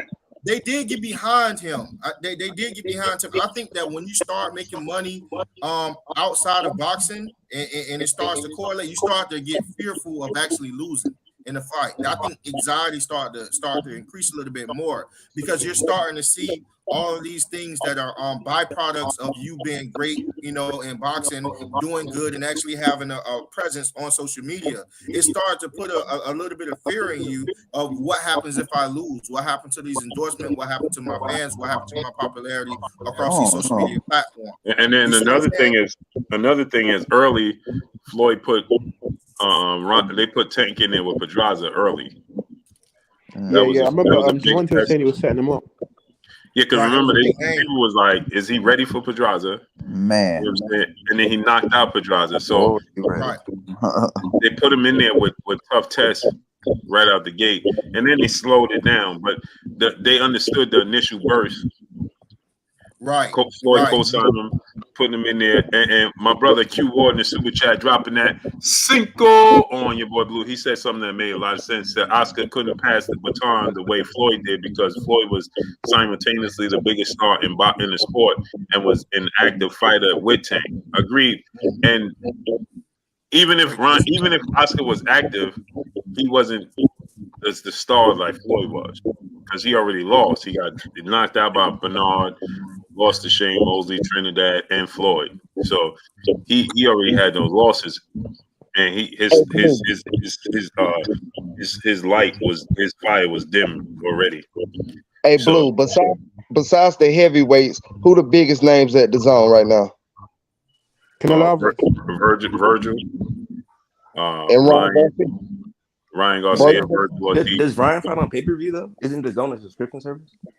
Well, Ryan and Virgil are the biggest names. If Ryan Garcia win this fight, you best believe it, he getting back in that ring because that money coming home to Golden Boy. If he loses this, the money is probably still coming home to Golden Boy because Tim and Tank finna make some money, so he's getting back in that ring. Ain't no ifs, ands, buts about it. They the biggest stars over there, man. Hey, Kendra, the only thing that I disagree with your previous statement was Ryan going to fight again at 135. I think this is it. I don't think he's gonna fight again at 135. Oh no, he can't fight again at 135. I never said that. I said he will fight again. I never said what weight class or division. I thought I heard 135. That's my. You don't think he'll fight again at 135? Yeah, no, I don't think he'll make 135. Yeah, he hasn't fought at 130. He fought at 136 his last fight. He hasn't been at 135. Yeah, right. No, he fought at 140 his last two fights. Yeah, 140 then. So why he ain't been at 135? He ain't fight at 135 in 2 years. Yeah, he ain't fighting it that way. Yeah, I never said. I thought I heard you say that. That's definitely on me. Why is he saying Haney? He hoping Haney come up to 140? Yeah, probably. So this is what happened. He beat Tank. Devin gonna vacate the belt. Mm-hmm. Devin beat Loma. Ryan beat Tank. Devin gonna vacate the belts because he's gonna go up and fight. So Devin is waiting on Tank, pretty much. No, Tank ain't going to 135. Devin ain't worried about Tank. He accomplished what he wanted to accomplish at 135, and that was the belts. He didn't care who he fought at 135 as long as he got them belts. That's the only thing that matters. Nah, he won't. He won't Tank. He's talking about Yeah, I Apoloma. disagree. I think he won't. He won't Tank. He's talking about Apoloma. How he gonna want Tank and he can't fight at 135? He don't want Tank. Y'all He think he won't won't Tank. Tank? Y'all keep saying that. Devin won't. You can tell, bro. He won't Tank. And then Tank talking about he gonna be the face of boxing and all that. Tank. He won't. Devin won't fight anybody. He will stay for Tank. He'll stay for Tank. That's just my opinion. My opinion, I don't think he wants one fighter. He wants the best fighter at that time. It could be Tank, it could be Shakur, it could be anybody, but he has to be able to make weight. I don't think Devin Haney can stay at 135 to keep fighting the boys. That's why I feel like he don't want Tank. Tank will have to fight him at 140. You say yeah, he won't Tank. The way he talking, I think he will stay for Tank. Him and Bill was Tank. They just ain't talking to them. Tank was so mad when he had that conversation with Blue Blood. Did y'all watch that interview? Tank he wants Devin. Devin don't want him. Blue did as much talking as Devin has did this whole time. I think somebody in this chat asked Blue. Somebody in this chat asked Blue. I disagree with you on that, man. Hey, Blue ain't right. Blue ain't right, bro. I got to disagree with you on that, boy. I go and let y'all speak, but I definitely. I watch that video once a week. Blue ain't right, bro. Blue said, hey, man, what you want to hear? What you and that man said, do you think hey, what you want to hear? Talk to me. Oh, what's all that you were saying? Yeah. Bro, I can beat you, Devin. Right. I think support and yourself. Hey, Blue wasn't even that enthusiastic. He looked dead in the camera and said, "Yeah, he'll beat you." Straight up. I said, "Man, this man is cold. This man is cold." Hey, big bro, Tank said. He was tight with me for that. Calvin was hot. They didn't expect me to. I don't know why, bro. I still must swear everywhere I go. Is that reporters? They always hold their tongue when they're speaking to fighters. Hey, bro, I stand on my square everywhere I go. I did it with Anthony Joshua. Right. I did it with Anthony Joshua. Remember, they wanted to kick me out. Anthony Joshua stood on the stage. What y'all want to see? I said, man, we want to see Wilder, man. Come on, man, stop it. Nah. Everybody in the room, the whole room did like this. The whole room looked at me. I feel like Devin will fight Tank, but Devin don't want Tank as bad as Tank won't Devin. Devin got one. Let me get some of this work. I was about to say, hold on. You know what it is? You know what it is? Go ahead, Hawk. I was about to say one more cold thing that Blue did, bro. I saw he was when he was interviewing Ellerby, and Ellerby was asking Ellerby some questions. Ellerby looked at him. He said, "Man, is this the dude that don't like Tank?" He said, "I ain't saying like Tank. I just don't think he can be." Oh yeah. I keep and check it. And everybody was there. Bruh. I stood there. I turned my cam off. When everybody turned their cam off, I pulled Leonard Ellerby to the side. Hey man, let me holler at you. Ain't y'all spoke for like 2 hours, Blue? No, that was the first time. That was at the Crawford Porter fight. What Hogan L talking about. I seen him again at the Rolly fight, but that was at the Crawford Porter fight. Now, but Blue, when he was like on camera and Fight Hype put it up like he disrespected me or whatever. Like signed you or something. Yeah. But because I just say, yo, what you think about XYZ? He kept looking straight. Right. So I was confused, and then he was like, so Sean from Fight Hype was like. He was like, I'm talking, I can't hear what you saying. And Sean was like, no, I'm listening to Blue. He was like, oh, Blue, the same dude is hating this, and that. Right. I ain't hate. I just feel like he can't beat him. Yeah. Did you see that video, Blue? Next question, sir. I said, yeah, next question. Sensitive. So as soon as it was over, all facts. Anybody was there? No. As soon as it was over, I went, pulled him aside. Hey, man, and we had a conversation. Say what you was gonna say though, Blue, because I really want to hear your point. You was just gonna say something about the whole Tank, Devin really wanting Tank and Tank really wanting Devin. What were you gonna say? So you partially right what you're saying, because I think it's like Devin is at the point where he don't. If it happens, it happens. If it don't. You know what I'm saying? It's like dude ain't gonna make the effort. You know what I'm saying? I'm not gonna keep chasing him. You know what I'm saying? It's like he stopped with Lomachenko too. It just fell in his lap again. You know what I mean? For 3 years he was chasing them boys. For 3 years, and then he finally got what he wanted. So why would I even want to fight y'all? I wanted to fight y'all to get the belts. He got what he wanted out of the division. Yeah, I think Devin's to the point where he just like he want the Tank fight, but it's like, man, I'm not. It'll come to me. It'll come to me. You know what I'm saying? He's not pressed at all. I think Tank is way more pressed than Devin is, because Devin was only after the belts. He was never after a name or the star power, or he could have signed with Mayweather Promotions. You don't think he could have had him signed? That's not true. When you were 16, you said that. Go ahead. I want to respond to that. No, I'm saying that's not true. What you're saying is wrong, because when you were 16, you done an interview with Ellie Setback. He's like, Ellie Setback's like, what do you want to be like in boxing? He's like, I want to be pound for pound number one. I want to be the face of boxing. So he clearly wants to stardom. Who? Devin Haney. You can go search the interview. He wanted the belts, bro. He'll tell you that out of his mouth. Devin Haney he even said he wants to be the face of boxing. You don't think you gotta beat Tank to be the face? No, Hey, hold on, wait. Let me get in real quick. Nah, man, Devin always said he wanted to fight the best. You know, that's it. We can pull up any interview. Devin always said he wanted to fight the best fighters. And who normally is the best, Armstrong? Let me get in, brother. Let me get this super chat real quick. Dark is light, brother. In the super chat, dropping that half a dub on your boy Blue. He said, "Yo, Blue, do you think Ryan Garcia can compete against the top guys at 140? Depends who it is. Styles make fights. Gary Anton Russell, terrible matchup. Well, yeah. Regis Prograis, nice. Regis is real awkward. Regis get hit. Yeah, Regis got to run back to guys. But Regis get hit. So Regis is getting a dog fight. Can't get hit. He's getting a dog fight. Regis be getting hit, like, bro. Yeah. He likes getting hit though. Regis also can hit too. So and that's the thing. And Regis gonna trade with you. Yeah. Right. And Ryan is irresponsible in defense. He's bigger out, don't he?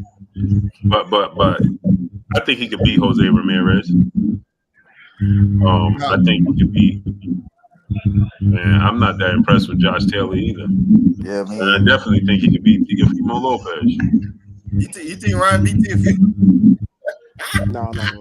T.O. got so many. T.O.'s confused. You don't know who he is. Hey, T.O. lost his time. You can't T.O. on. T.O. don't know who he is, bro. T.O. lost his time. T.O. always get caught. Ryan would beat Sandor Martin. Easy. Oh, yeah, he's knocking him out. I know the triangle theory don't work. Ryan beats Sandor Martin. What about Mikey Garcia at 140? No, he can't beat Mikey. Mikey too sharp. He's a Hall of Famer.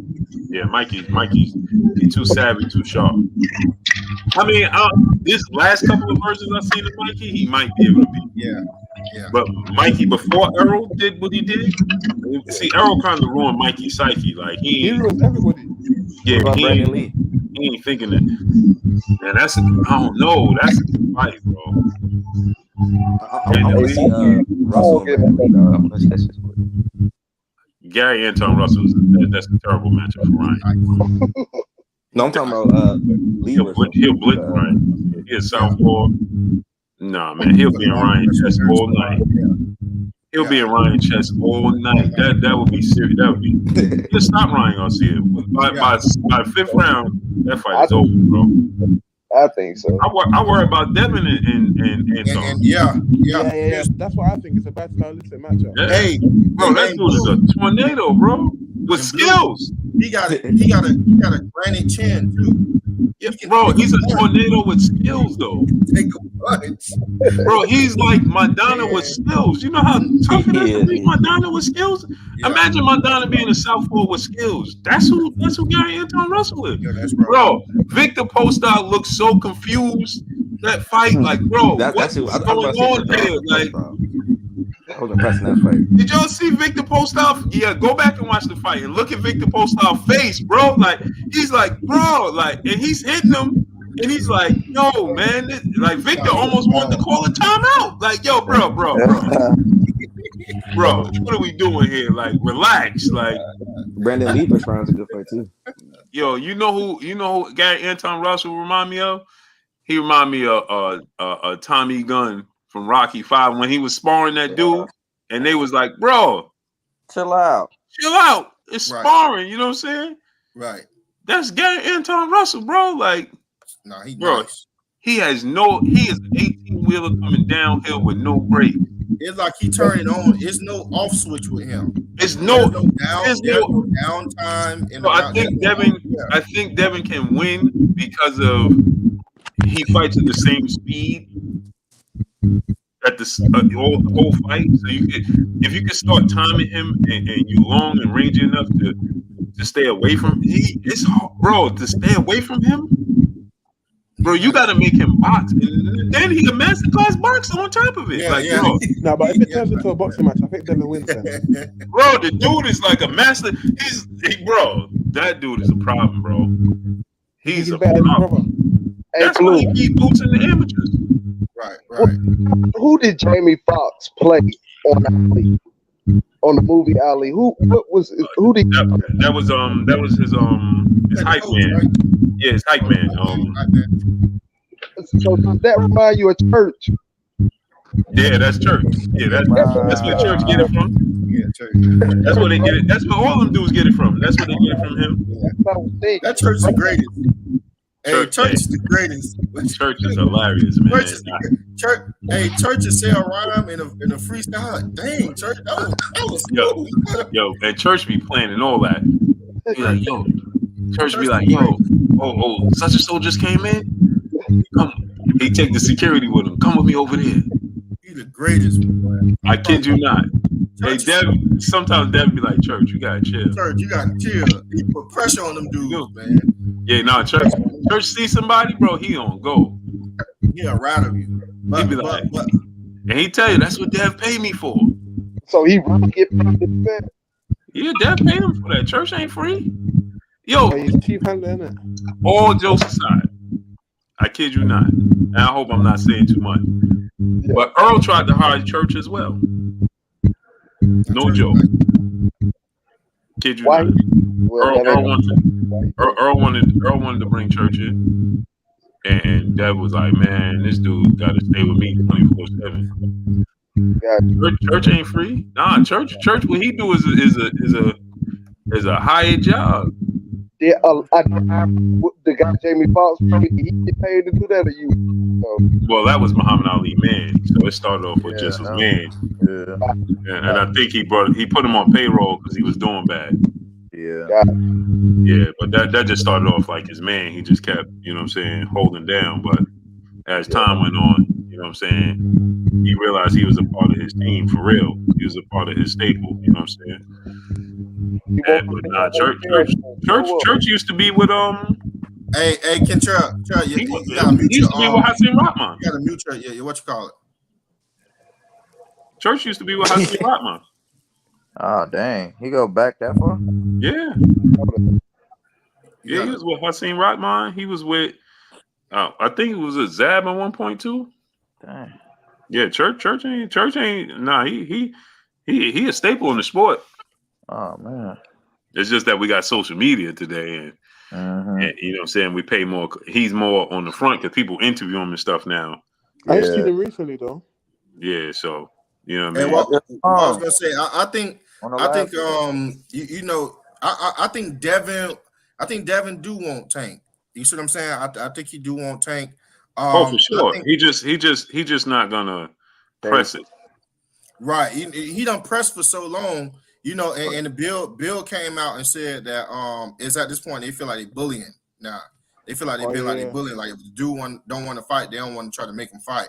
But you know, Tank said what he said in that interview, which you can't really say stuff like that to Devin or Shakur about I want you, Devin Haney. You know what I'm saying? Out there, you can't say that to them because them dudes gonna remember that. You see what I'm saying? But you said, and another thing too, that the fans turned it into clout chasing. You know what I'm saying? That's corny. with Tank. Yeah, Tank every versus time Dev Devin, mentions him, oh, he's trying to clout chase. He's trying yeah. to. That's funny. Dev's like, man, come on, man. So it's only a one-way street, you know, Kentrell. What I was trying to say, between Devin and Tank, it's only a one-way street. Devin can say what he want to say, and he can pursue. Tank can say what he want to say and pursue Devin. But anytime Devin try to pursue Tank, it's a bunch of backlash from the internet, a bunch of backlash from the fans and stuff like that. But yeah, I think he do want to fight Tank more than Tank want to fight him. Well, what I want to say was this, and this is just a question to you. Like I say, everybody on the and I know you in this sport, so I can't hear you. Yeah, it sounds like you're underwater. Can you hear me now? Water. Nah, it's worse. You get it's feedback coming from your mic. It's your phone. You on your phone? Yeah, I'm on my phone. I'm charged. What, you got earpiece in? No, I ain't got my earpieces in. Do I need to put them in? Can you hear me now? Yeah. Put your earpiece in there to clear it up. All right. Yeah, matter of fact. Yeah. Lee Smith, brother, become an official channel member, family member of this here Blue Blood Sports TV. Salute to my brother Lee Smith, becoming an official channel member, family member of Blue Blood Sports TV. I appreciate you. We appreciate you as a community and as a family, brother. Salute, Lee Smith. Hey, let the brother Levine get in, man. What's good with you, great brother? What's up with y'all, man? I've been watching, so decided to get on, man. I ain't doing nothing else. You was in the, we had you in the back all this time. You know what I'm saying? We treat you like they're treating Devin Haney, man. You know what I'm saying? I did have a question though, man, about this rehydration clause, because I watched earlier when you were talking about Garcia's dad. Because he said in the interview that Ryan doesn't even rehydrate over 10 pounds anyways. And I always thought that rehydration clause, I mean, I guess it's solved by Tank, but I didn't think it was going to play a factor anyways, because Ryan can make 135. It wasn't the Fortuna fight supposed to be at 135? The Fortuna said you couldn't make weight? They capping. Ryan definitely weighed more than 10 pounds.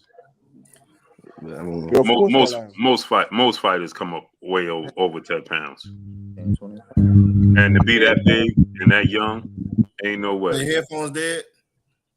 I mean, I ain't going to put him past him, but I'm saying, like, all that rehydration stuff is a built-in excuse. So he could make 135. Easy. Well, let me not say easy. But he can make it. He can make it. That's a big kid, man. That's a big kid. Yeah, he big, man. If he wanted Tank so bad, why didn't he sign with PBC and go to ESPN? He had a chance to sign with anybody he wanted to when he left the zone. If he wanted Tank that bad, why didn't he sign with PBC? When he was training in Mayweather gym, why he never signed with PBC? He signed for the belt. Everything signed Tank. But you got that's for me. I'll take that. I like that. So hold on. Let me finish answering Levine first. So that 10-pound rehydration clause, they adopted the IBF rules, right? Yeah. He's saying that he was using it as a pawn. It wasn't really bothering him, so on and so forth. Don't believe the hype. He wanted that fight to be at 140. He was pushing it to be at 140, right? Yeah. Because he knows he's bigger than Tank. He wants the advantage. Point blank and period. No, I know. That's what I'm saying. I'm saying all that rehydration stuff is just a built-in excuse when. Yeah. I guess he's gonna be a little chilly. It's not even. He's not even using it as an excuse. He wanted it as an advantage, and it just didn't work out. So what he did was he told the world about it, so that the world could be like, "Man, why you do that?" As we did. That he knew that's how we was going to respond. So he threw it out there. You understand what I'm saying? Yeah. For us to be like, "Man, Tank," you know what I'm saying? It's just the art of war. That's all. You know what I'm saying? He weighed 139 in his weigh-in. in his workout. Yeah, that was almost a week. So he's 3 pounds away from weight. He was 141 last week. You know what I'm saying? Like, so, bro, he it's not easy for him to do it though. Yeah. If he could be at 140, you know what I'm saying? Like right now, he would be at weight. He would be comfortable. You know what I'm saying? Yeah. He could be at. You could tack on another 3 pounds right now to where he's at right now, and he'd be more comfortable. You know what I'm saying? But coming down 136, all of that 136, all of that. That's just the art of war. You know what I'm saying? Because he could, if you could make 136, you could make 135. 135. Yeah, I was thinking he might weigh in at 135. Just because He's definitely gonna be he's gonna be 135.8 and a quarter or something. Yeah, you know what I'm saying? He's gonna be like that, like, you know what I mean, for sure. But both of them weighing that, 135. I feel like that rehydration, he say, oh, it don't bother. No, he wanted to rehydrate. And as far as them saying that, they saying that to throw the fans off. Oh, we don't gain more than 10 pounds, and you know, it didn't really matter. You know, no, it did. Bro, you don't have to just think about this, right? You don't have to watch what you eat after your initial weigh-in. Why wouldn't it? Of course it matters. You know what I'm saying? Yeah. Now I still gotta how much water I drink, how much fruit I eat. You can't eat lettuce. Lettuce is water. You know what I'm saying? You can't eat, you know what I'm saying, certain fruits. You understand? So you still have to monitor everything. That's mental. Tank got to do it too, though, right? Yeah, he said but Tank is small. Yeah, but Tank. No, I know. I was saying both of them got it, right? Yeah, but Tank is a little dude to begin with. Right. So that's I don't think Tank probably come in fight night maybe 148. Yeah. That's a hard maybe. You know what I'm saying? Yeah. But Ryan is huge, bro. He's huge. Yeah, Ryan. No way they can't tell me. So now you think about this. Ryan bigger than Devin, but they telling us Devin gained 24 pounds, but Ryan don't gain 10. Right. Come on, man. That just sounds ridiculous. You know what I'm saying? Double standard. And again, why wouldn't you want to be as big as you possibly can when you fighting Tank? To absorb his punching power. Absorb them shots. Yeah. You want to be as big as you possibly can be. And there's no such thing, bro. If I'm fighting Mike Tyson, man, I want to be Tyson Fury. Man, what the hell I want to be Deontay Wilder for? Yeah. I want to be as big as possible to absorb as much of his punches as possible. That's why Fury weigh him down. That's why Fury was so big. Right, because see, this is another tactic that these are things that people don't pay attention to on a regular surface. You know what I'm saying? But when you that big and you that much bigger than Tank, tying Tank up and laying on him takes a toll on Tank. That zaps his power. Yeah. You know what I'm saying? I think that's gonna be Ryan's downfall though. Trying to we getting close like that, and I could tie him up. I'm already 5 inches taller. I already have a long end. Now I'm putting all my weight down on you. Fury is only 2 inches taller than Deontay, but you see how that effect happened. Yeah. So what did Vladimir Klitschko used to do? Hit you, hold you, and lay on you, bro. That saps your weight. You know what I'm saying? It take your weight out. Yeah. Imagine what when you got your kid in the park and they on your back and you walking like this. Yeah. And when you put them down, they feel like, whoo. You know what I'm saying? So imagine somebody punch you in the face, bang, and then just keep laying on you. And it's like, bro, it works. It has so many different effects that people don't understand. For one, it's frustrating. It's frustrating you. Yeah. You understand what I'm saying? Because now you want to slam them now. You know what I'm saying? It takes your legs away as well. Yeah, it's taking your legs away. You know what I'm saying? You want to slam them, and it's taking energy to push them off. Lungs can't expand because he bent over. You got to think how long it take the ref to get in there. Yeah, you know what I'm saying? Yeah. He's laying on you, bro. You start getting frustrated. That's why Mike Tyson bit Holyfield. Right. You know what I'm saying? Yeah. No, he said he didn't because he was headbutting him, I swear. Yeah, but he was headbutting him and grabbing him. Bang, bang. You know what I'm saying? It's like, bro. You know what I'm saying? Yeah. It just starts to frustrate you, bro. It frustrates you. You're basically saying Ryan Garcia is Sebastian Fedora at 135. No, he ain't that bad. He ain't that bad. So you're like 154 pounds. Like, how are you at 154 pounds, bro? I don't get that. Yo, he makes me nervous every time I watch him, bro. Bro, he's so tall. He looks like Sean Bradley out there. That's how tall he is, bro. He looks like Sean Bradley. Like, when I used to watch Sean Bradley play basketball, I used to be nervous. Like, bro, he gonna go up for a rebound and just come down and just shattering bones, just into a pile of dust. Like, that's why when I watch Fundora, I'm like, bro, when he got knocked out, that looked so dangerous to me. It looked like, bad. What was the punch that he got caught with? Like, it looked bad, man. And you know, it's crazy. I just seen that knockout for the first time today. I didn't catch the fight. I just seen it for the first time today. I was but Armstrong, his reaction though was bad. Like he was just sitting there, like, yeah, he's so he was out of it. Took him a minute. Bro, he was looking at the ref, like, bro. He was. I'm like, bro, like, man, it was man. timber. It was. He was talking to the ref while he was sitting there.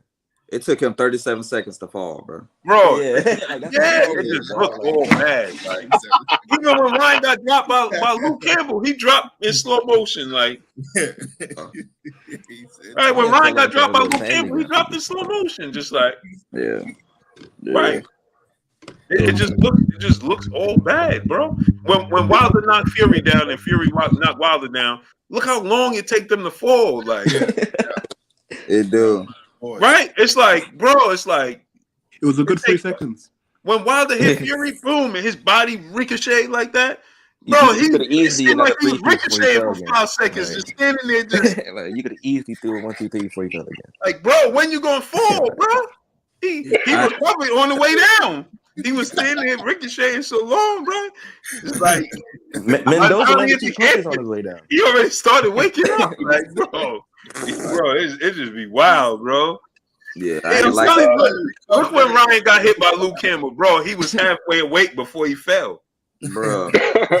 Remember, Fury said that. Fury was like, "I was out until I hit the canvas." He woke back up. The canvas woke him back up. Like, bro. Right. Boy, he rose up like Kane, boy. Yeah. Dude had his leg up like he was on the beach. Just yeah.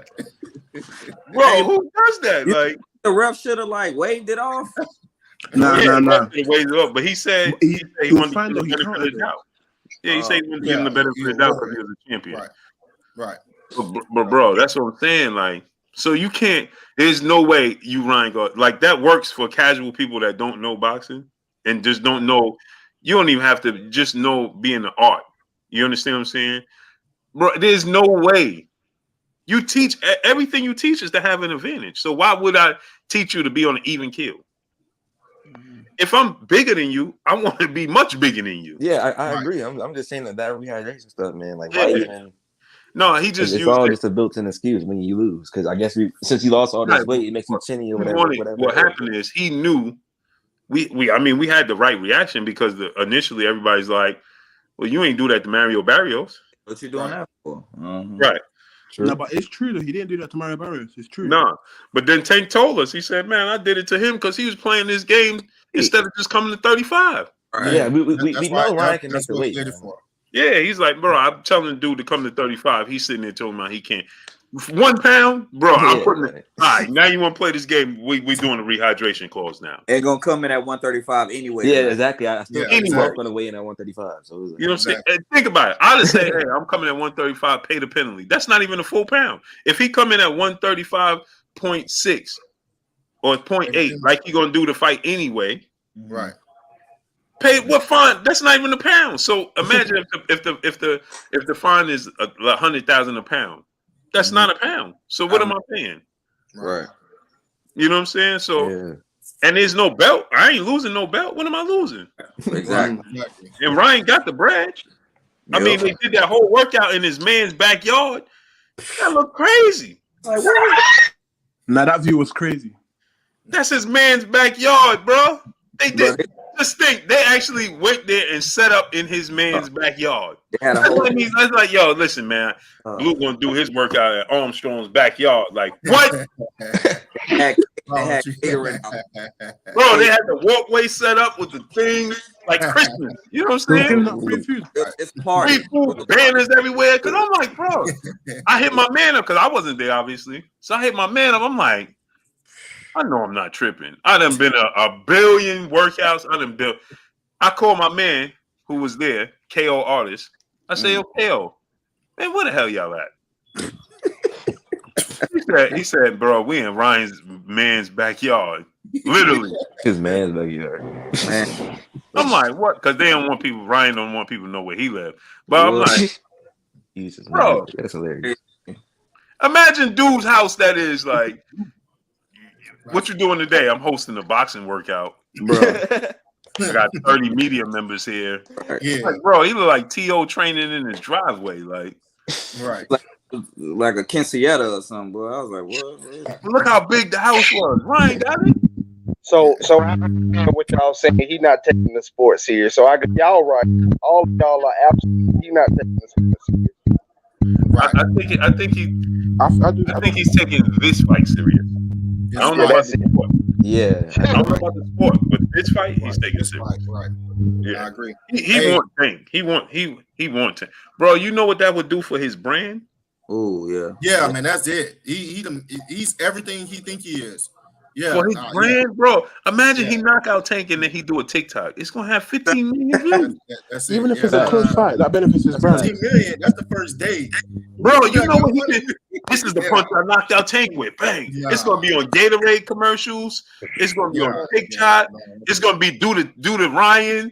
He's gonna start a trend. You know what I'm saying? Like, bro, the memes are gonna be crazy. Armstrong, you know I'm telling the truth. It's gonna be due to Ryan. It's gonna be challenges and all types of wild stuff. If he knock out Tank in some brutal fashion way, I can promise y'all. It's gonna be on TikTok.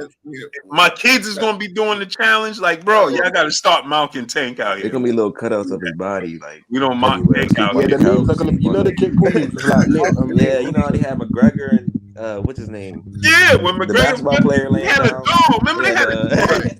Right. Oh yeah, McGregor laying down at the sleepover. The Jake Paul sleepover party. But Devin Haney, I said he'll get all the exposure and hasn't accomplished anything but a paycheck. But Devin Haney went, and it's like he ain't accomplished nothing. We can't hear you, great brother. It sounds like you scuba diving. He said he'll get all the accomplishment in a sports. They do, bro. Yeah, probably a charger, bro. Something like some buzzer. You got the charger in? Kendra, you got the charger in, Kendra? The Netta 27-piece Western Queen. She said, I think it's this charger. No, I don't have the charger. Can you hear me now? Yeah, we can hear you. It just sounds real fuzzy. You sound like one of Is your volume all the way up? Yeah, what about now? He got the page on. He got the page open on his phone. He got to close the page and only be on StreamYard. You got to only be on StreamYard. Close Hold on, wait, real quick. Mute it real quick. Nah, because you got to get this work before you go. He ain't forgot it. You got to get this work before you go. Armstrong don't forget too much. Armstrong don't forgot it. Hold on, just go ahead and mute. It's like go ahead and mute. It's like when you come on, all your buses, you got to get a whooping, but you, Armstrong don't forget. Yeah, Armstrong don't forget. Nah. So you say Armstrong don't forget as well. Can you hear me? Ryan win, and y'all saying he getting all this exposure, like he's gonna be bigger than life, but they giving all of that exposure, and he accomplished more. And it's just that this man is about to get a paycheck and about to be the king of the world, and win 4 belts, and they bash him on it. And it's just I agree. No, I agree with that 100%. How you gonna agree if you don't even know what he said? I did not hear what he said. I agree with that 100%, but I'm talking about your first initial points, the other two questions I heard. Don't worry about it. I wrote them down. Don't worry about it. I got what I said. You said if Devin wanted to so bad, well, you got notes. Why didn't he sign to PBC? And I'm gonna answer that question. That's not a good faith question to ask, because when Tank, hold on, wait, hold on. Let me get it off real quick. Because Floyd wanted Devin to sign with them, right? But here's the thing: nobody knew what Tank was going to be. Nobody knew that. So you can't say why he didn't sign with him all them years ago. Like that. That's not a good faith question to ask. Why he didn't sign with them. Now, why Devin wouldn't sign with them right now? Hold on, real quick. Let me just finish. Hold on. Let me finish. Why Devin didn't sign with them right now, there's no guarantee that if Devin signed with the PBC that he's going to get a shot at Tank. There's no guarantee. So it only made sense. Devin's initial claim was he wanted to go after all the belts so that all the dudes that are ducking him will have to come through him. That's always been his claim to fame. He always wanted to use the belts and use Undisputed as a tool in order to get the biggest fights. Devin always wanted the biggest fights. So it wasn't that he didn't sign to PBC because he really didn't want to fight Tank. He just using Tank name as clout. No, there was no guarantees on the table that he will get Tank if he signed with them. There was a guarantee that he will be able to have a shot at Cambosis and Top Rank will be able to get him there. So that's why he did that. And that's wrong. Everything he said was wrong right there. Because at the end of the day, he could have went and signed with Mayweather promotion, making the WBA regular champion. If he would have signed with Mayweather promotion 135, he would have paid for the WBA title. They would have made that fight because the Errol be if he would have signed with Mayweather fought for the regular title and to fight for the title. So he could have made promotions and got the opportunity right out. It wasn't years ago. It was just left the zone to go to sign with ESPN. He didn't have to sign with ESPN. He could have signed for the promotions that fought Tank for the WBA regular title. Think about it. Devin's a free agent. So if he fights with the PBC for X amount of fights, let's say 3 or 4 fights, that makes no sense that I'm gonna sign someone who has their own promotional company and who's used to partnering. That makes no sense for me to sign them with me, for 2 or 3 fights. They fight my best fighter, they fight my cash cow, potentially win, and then ride off in the sunset because they want to do it for legacy. That don't make sense. That don't make no sense at all. That makes sense because if he leaves ESPN after he fights Global to fight Tank, he's gonna have to leave ESPN to fight Tank. Hold on, slow it down. When you said slow it down, so I can hear you. So basically, what I'm saying is after he fights Loma, he will still have to leave ESPN to fight Tank because Tank was inside. So he would have to do a deal with Mayweather Promotions in order to make the fight Tank. He could have did that before all of it and still won a title and got Tank. So he would have accomplished 2 things: the WBA regular title and Tank. He never had to go to ESPN. He was ESPN to get the because it's the outside. So what you're saying does not make sense to me. It makes perfect sense That was because a we all have agreed that Tank have nowhere to go after this fight. Right now, if Tank don't fight Devin Haney or Shakur, he has nowhere to go. Janetta 27 said even slowing it down ain't helping. Oh, Tank has, hey, hold on, let me get it off. Hey, we all know, and we all said it. Blue, we had like a vote on the panel, like where can Tank go if he win his Ryan fight? Everybody have said it. It's only to Devin Haney. It's only to Shakur Stevenson. So now, if Devin was to sign with the PBC for a couple of fights, now it seems more likely that can happen. Whereas before, Tank, the tone felt like he had options, that he can he can fight anybody he want. People was literally saying that, Tank, you don't have to fight Devin, you can fight anybody you want. Now people are not singing that same tune. Now people are saying, hey, Tank, if you don't fight somebody, man, if you don't fight a Devin Haney, you don't fight a Shakur, man, I'm not rocking with you. The brother Hope just got on earlier today and just said that. So now, if I were to fight and if I were to sign on with the PBC, and if I was to have some type of leverage, it'll be because I'm the undisputed champion. It'll be because people are starting to question your fighter now and starting to question their pedigree and starting to question how good are they really. It'll be now. Right now is the most desirable time ever for Devin to sign on to fight Tank. Other than that, any time prior to this, there was no guarantees, and that'd have been foolish. Share me in the chat. It got worse. It got worse, bro.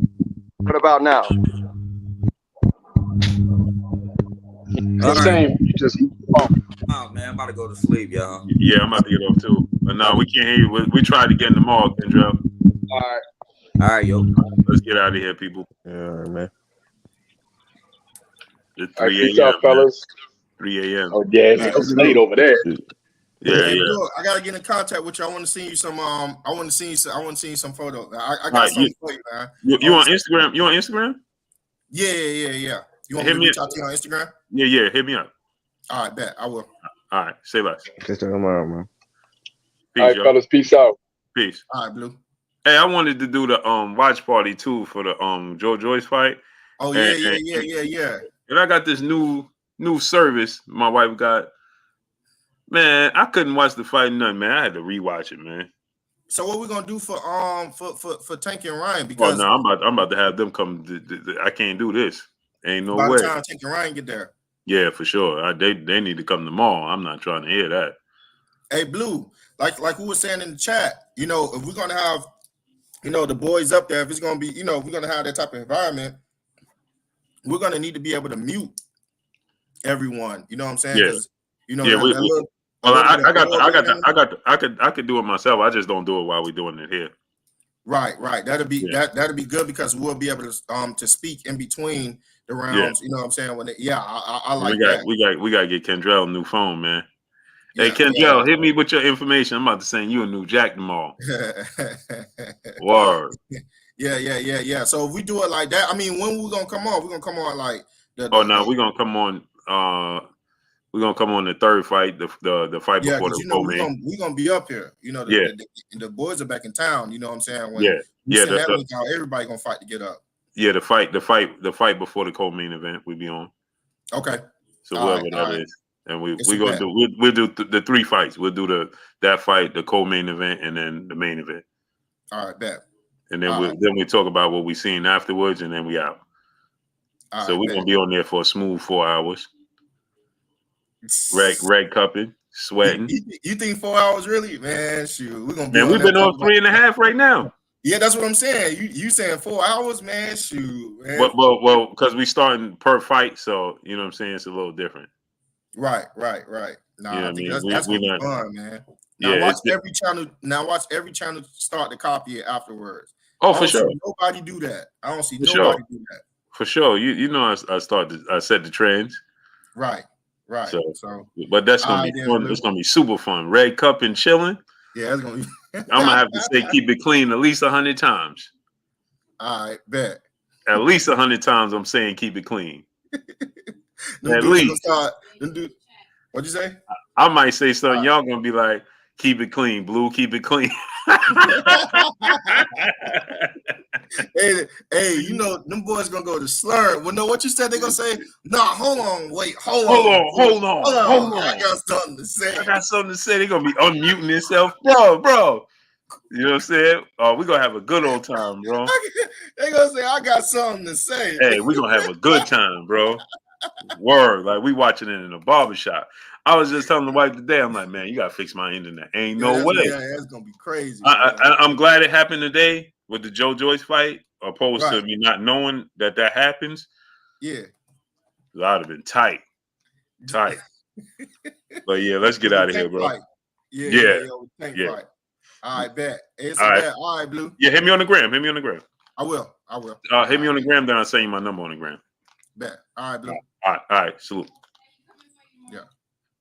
So, Pam, have a good night, Queen.